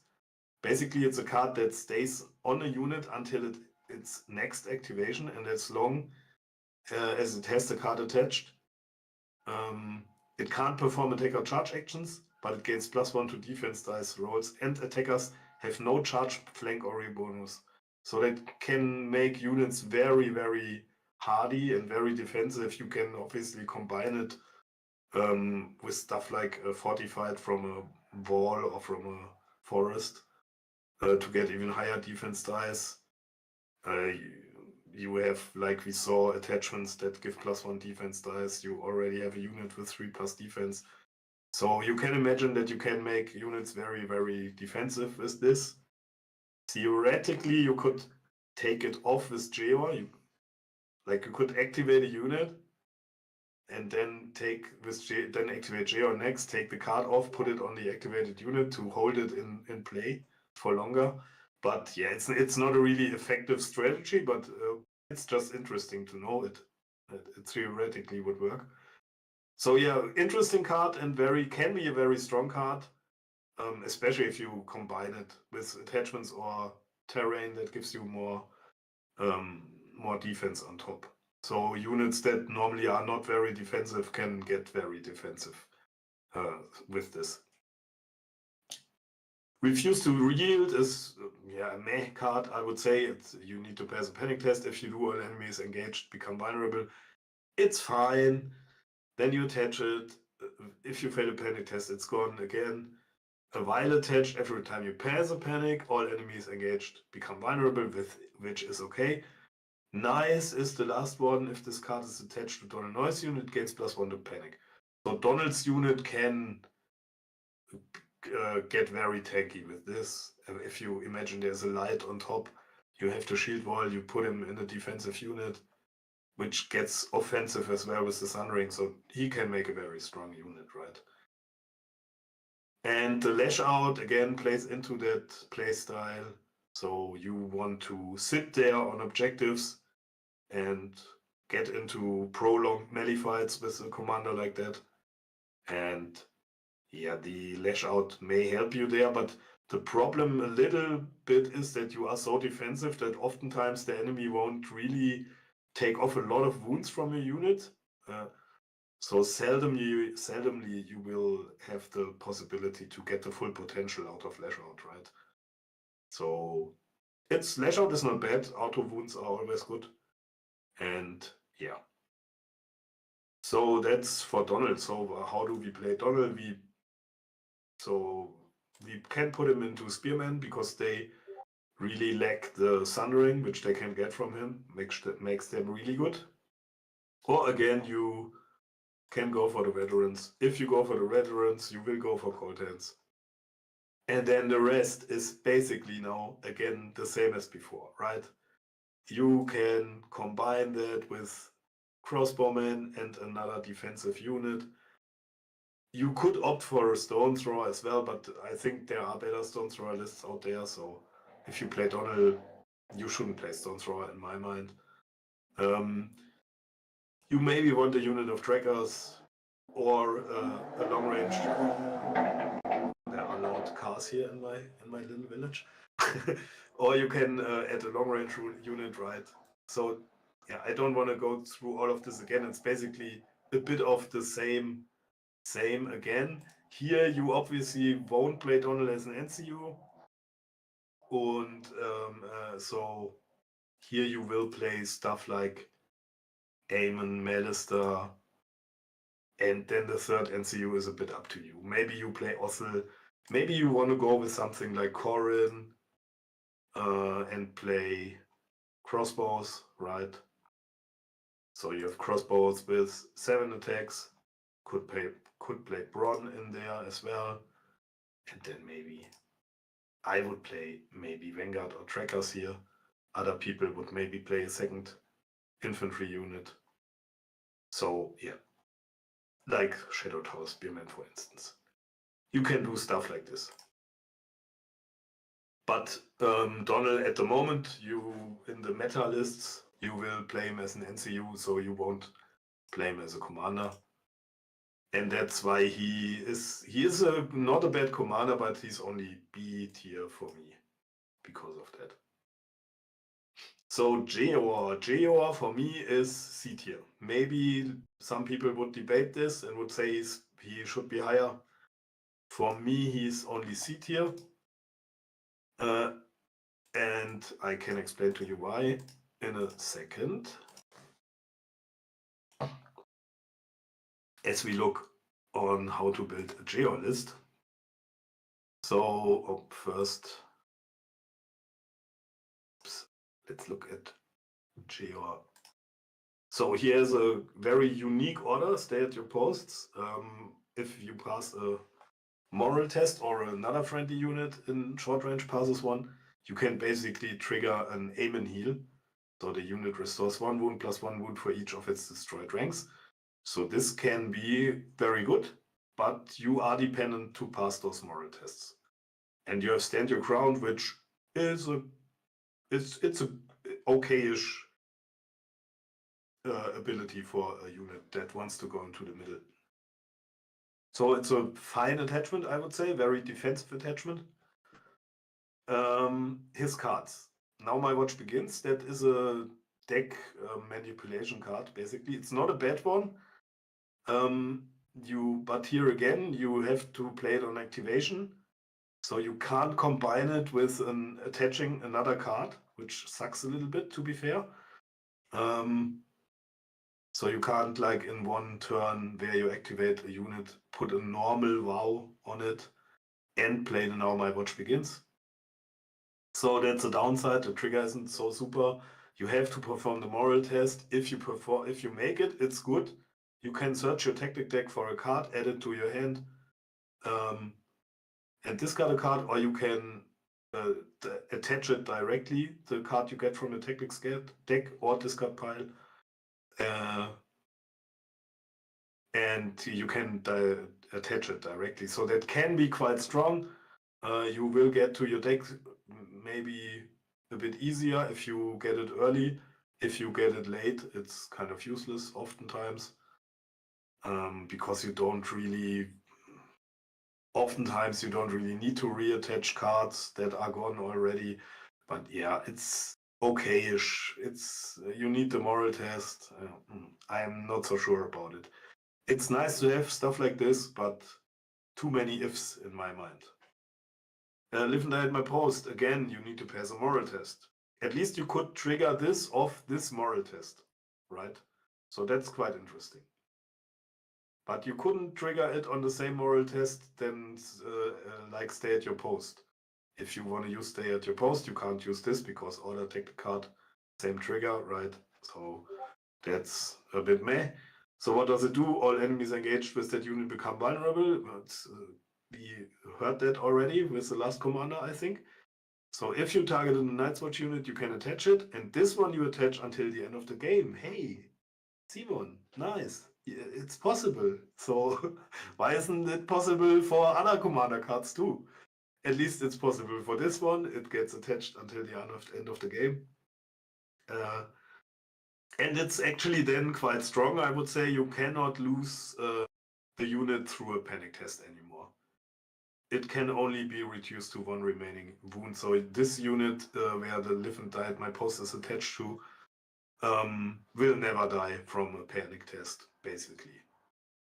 So that's quite nice. In the end, you want to make your panic tests normally with that commander, so it's a bit against that. But yeah, if you then fail one, you at least won't die off of it, I think. So it's okay-ish card. Night Getters.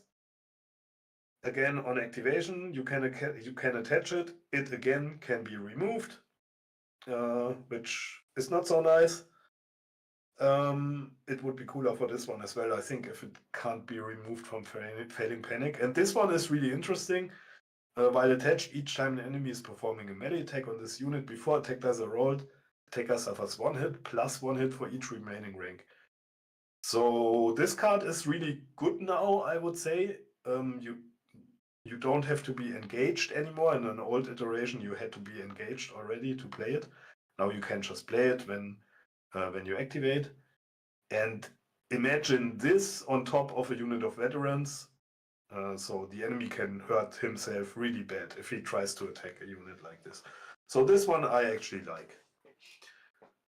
So, and again, now we will, because I just said we have the synergy with the veterans. So for me, I would play Jaeor in veterans because of that synergy with that card. You could obviously play him in Spearman too. But I want Cold Hands because it's cheap and he has the synergy with the veterans, and then we are at the same as we were before again. Basically, our NCUs are clear. We play probably infantry heavier, so we play Aemon and we play Donald. And for the third one, maybe Malister. Let's go with Malister this time. Varys is an option, Othel is an option. Yeah, and then we have the 15 points which we can play around. So you can, again, take your trackers, you can take a ranged unit, you can take a unit of Vanguard, you can take a second tanky unit, like the Spearman again, or another unit of vets. So it's all doable. It's basically, it ends up to be a very similar list than we had before with Donald. The problem here, which I have with this commander, is that he isn't really reliable. You can miss a lot of those moral tests that you need to make him really good. And as a defensive commander, I would say maybe Donald is a little bit better. So it's hard to say. I don't like him because he isn't so reliable. You need to do all that moral tests, and if you don't make them, then half of what you want to do doesn't work. So yeah, for me, he's only C tier. Maybe some people would say he's B, but maybe some would say he's higher, but I don't really believe that. But for me, he's only C tier. So John, good old John boy. He was an S tier commander when the Ranger Hunters were S tier and Corrin was S tier, but now he's not anymore. He is only B tier, I would say. Top of B tier maybe still. I mean, this, if we look at stats here again, I think in stats he's very bad at the moment. Let's see. Oh, I have to scroll up again. Where are we? Here, the Night's Watch commanders. Oh yeah, he is very bad. He's down at minus 62. Not really sure why. Maybe because he got played a lot, and yeah, in the new meta he doesn't really work as simple as it was. And maybe now it's a bit harder to play him overall. Maybe that's why he is down so much in ranks. Because I wouldn't say that he's a really bad commander, but maybe he's a bit harder to play than the other Night's Watch commanders. So what is good with John is that he is, if you want to go for a higher activation list, then maybe John is the way. Oops, where am I here? No. Because John brings Ghost for 3 points, right? And so you have an easier time to build 8 activation lists with him. And that's what still makes him viable, I would say, in the overall meta, that he brings Ghost and can build quite good 8 activation lists. So what does he bring? His attachment brings boldness and courage, which is very good. It's a very, very good ability, especially for something like Ranger Hunters, which can attack twice in one turn, and so they get twice the value out of boldness, basically. and combine this with the Furious Charge, which, as we said earlier, is interesting, at least, especially for Ranger Hunters. So I would say John, in 90% of the time, you would maybe play him in Ranger Hunters. You can play him in Veterans again, but that's just because you kind of can always play Veterans if you play Cold Hands. But I would say 90% of the time you would put him into Ranger Hunters, because they really have a lot from those two abilities. So his cards. It shall not end until my death. That's basically a heal card, which has a... no, sorry, wrong one. It shall not end until my death is not the heal card, it's the would be destroyed card, right? So if one of your units would be destroyed, they can do a last attack on the enemy. If it's John's unit, they gain +2 attack dice. They need to take the lowest attack dice for that one. So, but it's John, it's +2. So that still would be 6 dice in most of the units. In Veterans, even 7. So if you destroy the enemy with this attack, then you will survive with 1 wound. So yeah, the card is very situational, right? If you get it early game, you will just discard it. It can, in some games, it happens sometimes that it turns around a game. But yeah, you can't rely on that, right? It's a funny card, but it's a fun card, let's say. But yeah, it doesn't really happen a lot that it really changes the game. But if it happens, it's cool to see. So now we are at the heal card, Stat United Brothers. This is basically similar to Regroup and Reform, right? You cannot change attachments with it, but you have the same as the Regroup and Reform heal. And if you play it on John's unit, you just heal +2 wounds. So this can be quite strong. You technically can heal 6 wounds on a John unit with that. Combine that with Aim and NCU, maybe even Conscript. I mean, you shouldn't, but it's kind of funny. And you can get a lot of sustain out of that, right? So it can be good. The problem here is you often will use John for the 8 activation list, and then you don't have the real infantry heal battery for that, which you need to make the card good. In that case, you will most of the time just play it on John and just heal the 2 wounds. And you have to For the Watch with it, which is kind of the signature card of John, and which was a really, really strong card in the olden days. In the golden days of the watch, but today it's meh, I would say. I mean, the first effect, you just get a charge reroll. I mean, if you roll a 1, it's good to have a reroll, right? But you have it already from the Watcher, so meh. Uncreative. Why couldn't they have done there something else when they reworked the card and the deck? But well, they did this.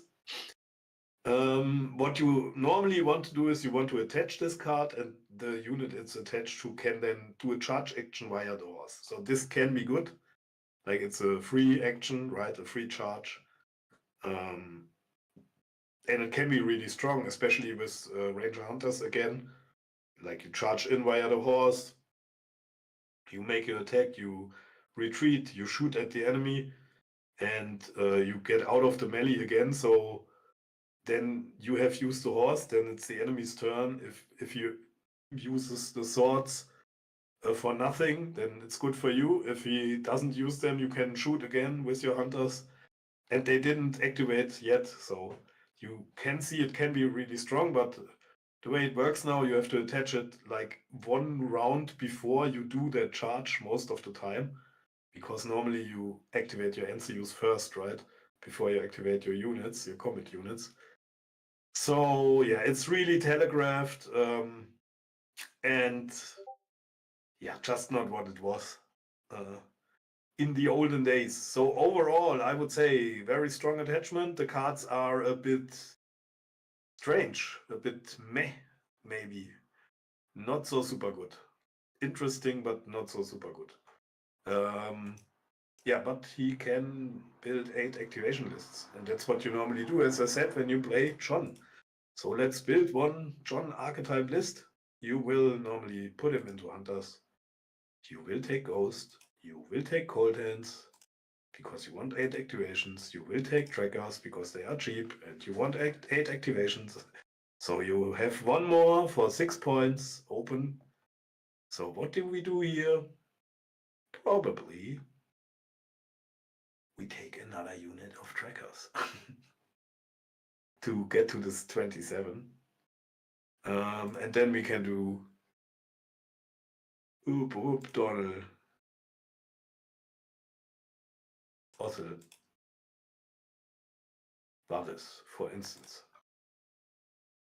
So that would be a possible John archetype list. You see, it's very squishy, but it's super mobile as well, and you have the 8 activations, and you can dictate a little bit how the game goes if you play it right, but you have no defensive unit, you have no anchor for the middle, so this list can be strong, but you really need to know how to play this, like, to be successful with it. What you could do to get rid of the fact that you don't have any anchor, you could go here for Aemon, for instance, and then maybe we can play Melister too. And then I would say we take a unit of veterans, because we have the synergy with Cold Hands and we can use them as an anchor for the middle. We maybe can use them as a heal battery too for the hunters or something like that. So that would be possible as well, right? Or you go with something like this and then maybe don't play Aemon and play Vallis. So that would be good as well and would fit this archetype list, yeah. Which was the list to go competitively, like in season 3, or a similar list to this. It was played a little bit differently there. I think we played the Scorpion or so. I'm not really sure. Can't recall it completely, but yeah, that's the way to go with John. Okie doke. So I think we have one last commander, and it is Othel. And I will put Othel. That's actually a bit complicated. Maybe B, maybe A. I would say in the light of the Night's Watch competitive meta, I would probably put him into A tier. Although if you just look at the commander himself, he maybe is high B. I will put him into A tier for now. Yeah, I think I'm low A tier. I think I'm fine with that. So let's have a look at this one too. And I'll have a short look at the... Yeah, Killian just writes, that's a good thing maybe to show you too, that it is possible with John to go for 9 activations. So we can show that too. Probably, how would I do it? I mean, you will do Sam and Gilly then. And probably I would probably go for Donald.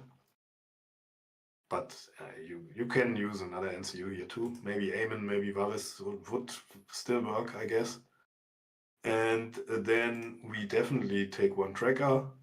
And now we have 10 points. So 10 points is a bit complicated. What you could do is this, but that's very bold, I would say.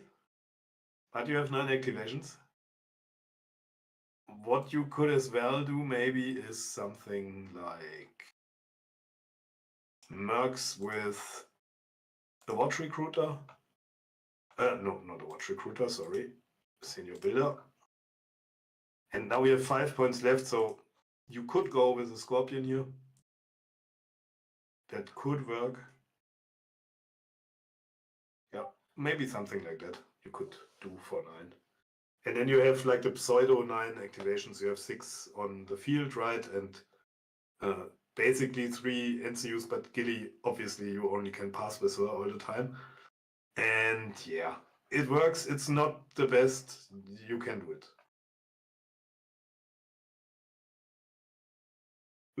Okay, cool. Yeah, nice. So that was Johnny Boy, and now let's go to Othel. As I said. So, Othel. What does Othel do? He is our builder commander in the Night's Watch, and he brings the affiliation builder to a unit. And he brings Hardened, which was really strong before I got nerfed, but now it's an okay ability. It works against ranged attacks too, which is really good. And he is Spotter, which I talked about earlier, so yeah, it makes him a good commander if you want to use War Machines. Especially if you want to use the Scorpion in my mind, because for the Stone Thrower you get your rerolls often from somewhere else. But yeah, for Scorpionist, I think he's quite a good commander. So what does he bring? Honed Enhancement is certainly his best card. So this gives +1 to it, to an attack, melee or ranged, which makes it really strong. And if it's a builder unit, it gives even on top of that, even 1 attack die. So you can imagine that can be quite strong offensively, that card. Similar card is Serrated Enhancement that gives wishes.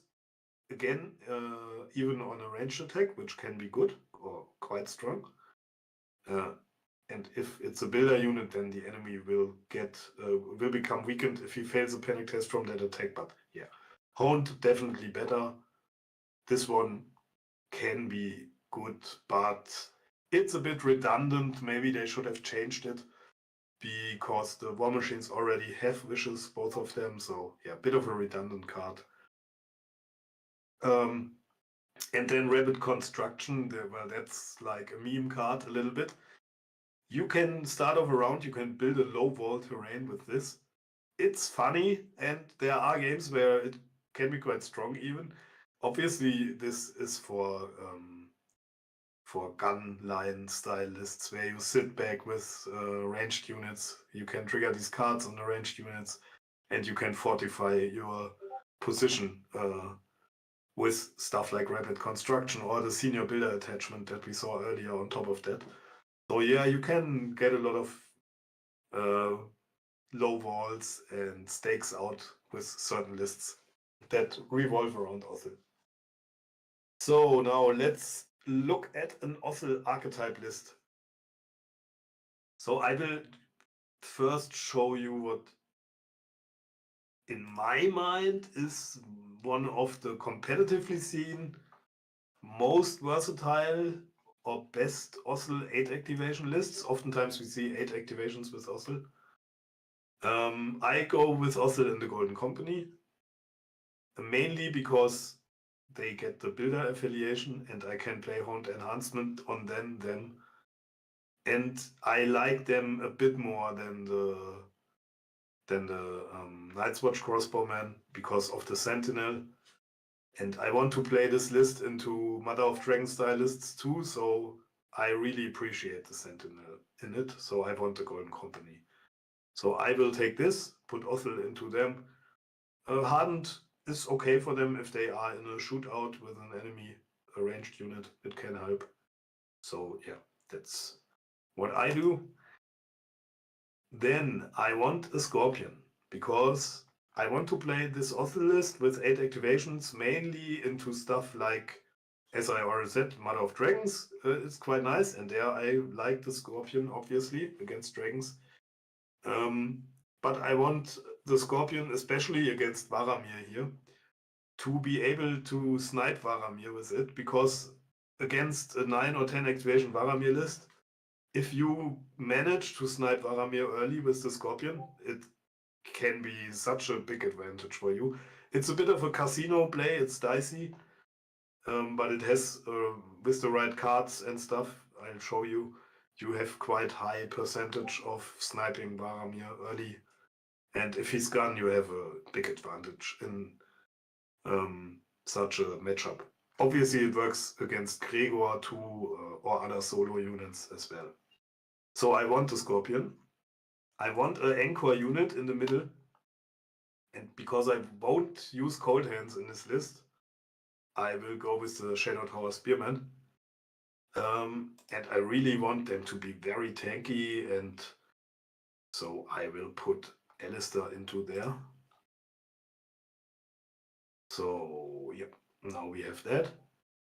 Then definitely I want a unit of trackers, because trackers are just a fucking strong unit, and I like the vulnerable for the crossbowman too. So let's get them in. And now I need a 5-pointer, and I want something to protect my Scorpion and my crossbowman. So let's take the Stormcrow with the senior builder, which can become quite tanky with the senior builder. And the stakes just are very nice to put in front of the Scorpion, for instance, or sometimes the Golden Company too. So now I have 9 points left, and I only have 5 activations. So how do I get 3 NCUs to come to 8 activations? I will take Donald because of the rerolls for the Scorpion mainly. And I will take Sam and Gilly, so I have my pseudo 8 activations. So how does this basically work? Like the snipe, the one-shot snipe I meant on Varamir. So with Gilly and Sam, you will draw 5 cards start of the turn, and you will have to put one of those back because Gilly's inside and Sam's ability, right? So you draw 5, you will put 1 back. So you will have a really high chance to get a Honed Enhancement. So if you get the Honed Enhancement, you can, in round 1, shoot with your Scorpion onto an opponent Varamir, for instance. You play the Honed Enhancement, you have 4 dice on 5s, hitting on 5s, anywhere on the field. So, and you can reroll with the double token. So you have, I think it's over 80% probability that you can snipe a Varamir or a Gregor in round 1. And then you will have, you will even against a 9 activation Varamir list, you will even have an activation advantage after that, because you then have the same activations and you have 2 pass tokens, right? So yeah, you can really play off of this, and you will have a really strong gun line holding back, and you have the trackers, which can be used very flexible. So if the enemy tries to get onto your gun line, you often can bring the trackers into his flank or stuff like that. So that's maybe a list for beginners on the first look. A lot of beginners maybe would say, wow, this is a very strange list. The unit combination is strange, but it kind of works, and it, at least in the matchups that it was built for. So we have similar lists in different iterations. What you see as well are double Scorpion lists, which often go a bit like this. You will have the double Scorpion.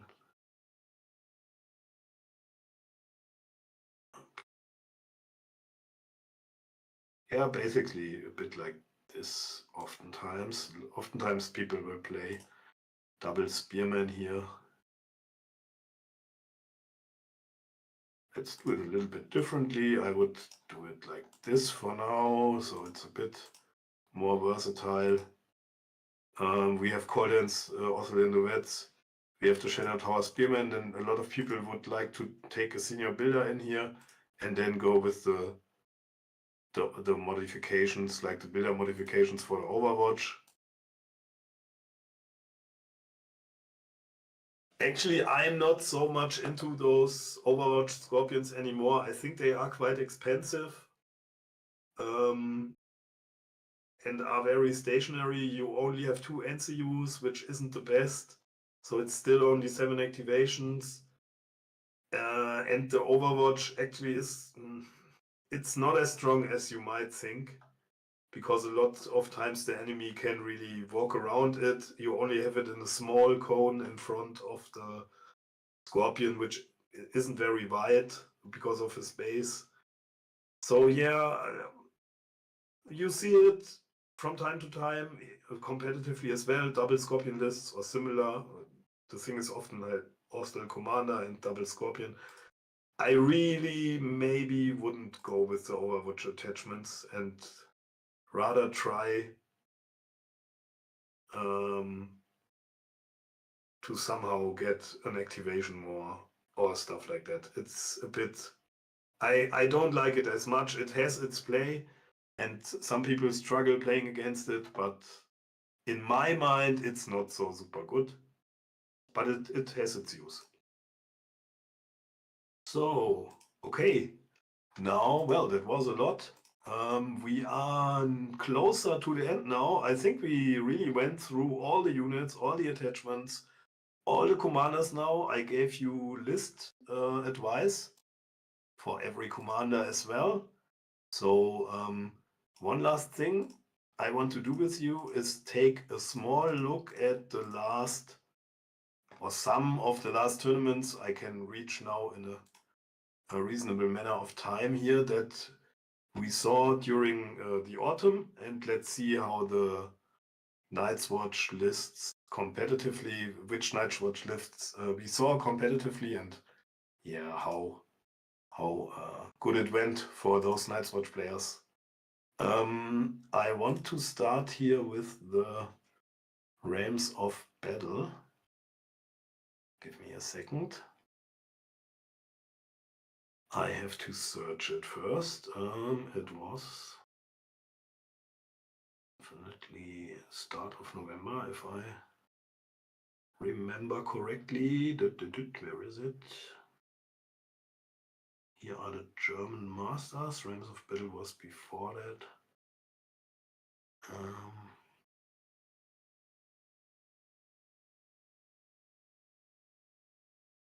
Oh, where are we? Here it is. Realms of Battle Europe. So let's have a look on this. And let's see, we had some Night's Watch players very far at the top. I mean, who followed the tournament knows that there was that bit of a drama with the player who came out first, who cheated. And so this isn't the real, or it's a bit different than the standings were at the end of the tournament. But we see, at least of the Realms of Battle, we technically had Night's Watch on the first and second place, or on the second and third place. So what lists were used? What did they play? So we see this guy here, he played a Vargo Hold Stone Thrower list. And I would say this is the best Vargo Stone Thrower list that you can play. You could argue here, instead of Cold Hands, you could play Stormcrows with the Senior Builder 2. I think that's fine as well. But that's generally how it works. You can make an argument for Vanguard 2 with Vargo, because then you can threaten the outflank, which can be quite good in the Stone Thrower list. But overall, I think the trackers are a little bit better pick, because you already have the melee options here. So this Stone Thrower list is really strong. I think the Benjen Cavalry Stone Thrower list is a little bit better than this one, but this one is quite strong. You have the Careless Aggression, which is an extra shot for your Stone Thrower if you want to, if you got the card. You have the Expert Weakness, which is really good for the trackers as well. So yeah, it's quite a nice commander. He brings Threaten too, which is good. Yeah, maybe I would play him in Veterans, because you have Cold Hands, you have the Threaten. I think you can play him in Veterans too. But yeah, overall, very strong list. When you play Stone Thrower, these are the NCUs to go. And I think he played most of the games with the Stone Thrower list. He has a Benjen Cuff list as well, but it's a bit strange. It's with a War Machine 2, with a Scorpion.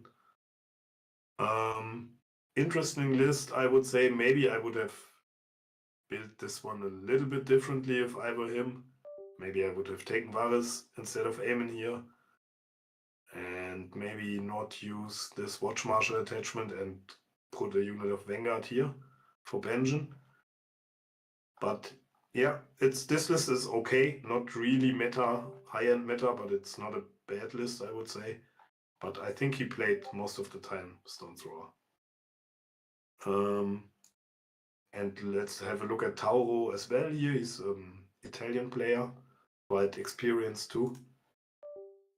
And here we see a double Scorpion list. But he went for a double Scorpion list with 3 NCUs, which maybe is a bit better than the 2 NCU double Scorpion. It has 8 activations, so that's not bad. But I mean, if you see what you have on the field, your Scorpions really have to do a lot of work here, and I'm not sure how good that is. I mean, he came far with it, so maybe it's not that bad, right? I don't like the very stationary Scorpions so much.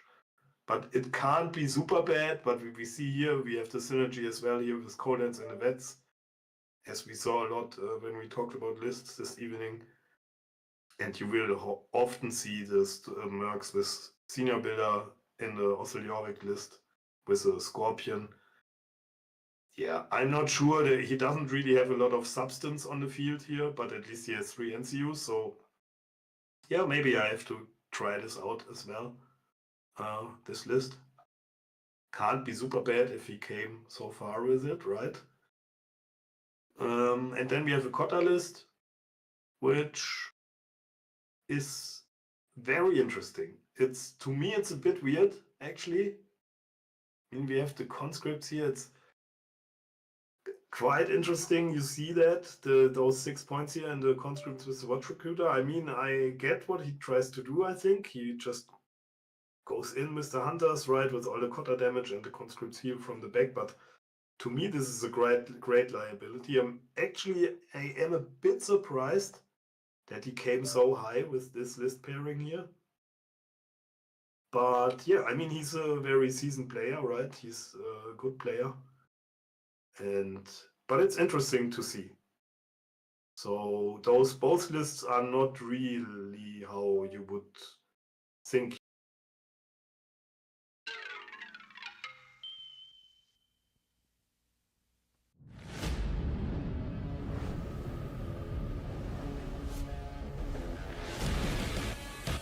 Hits and crits. This video is brought to you by Asmodee.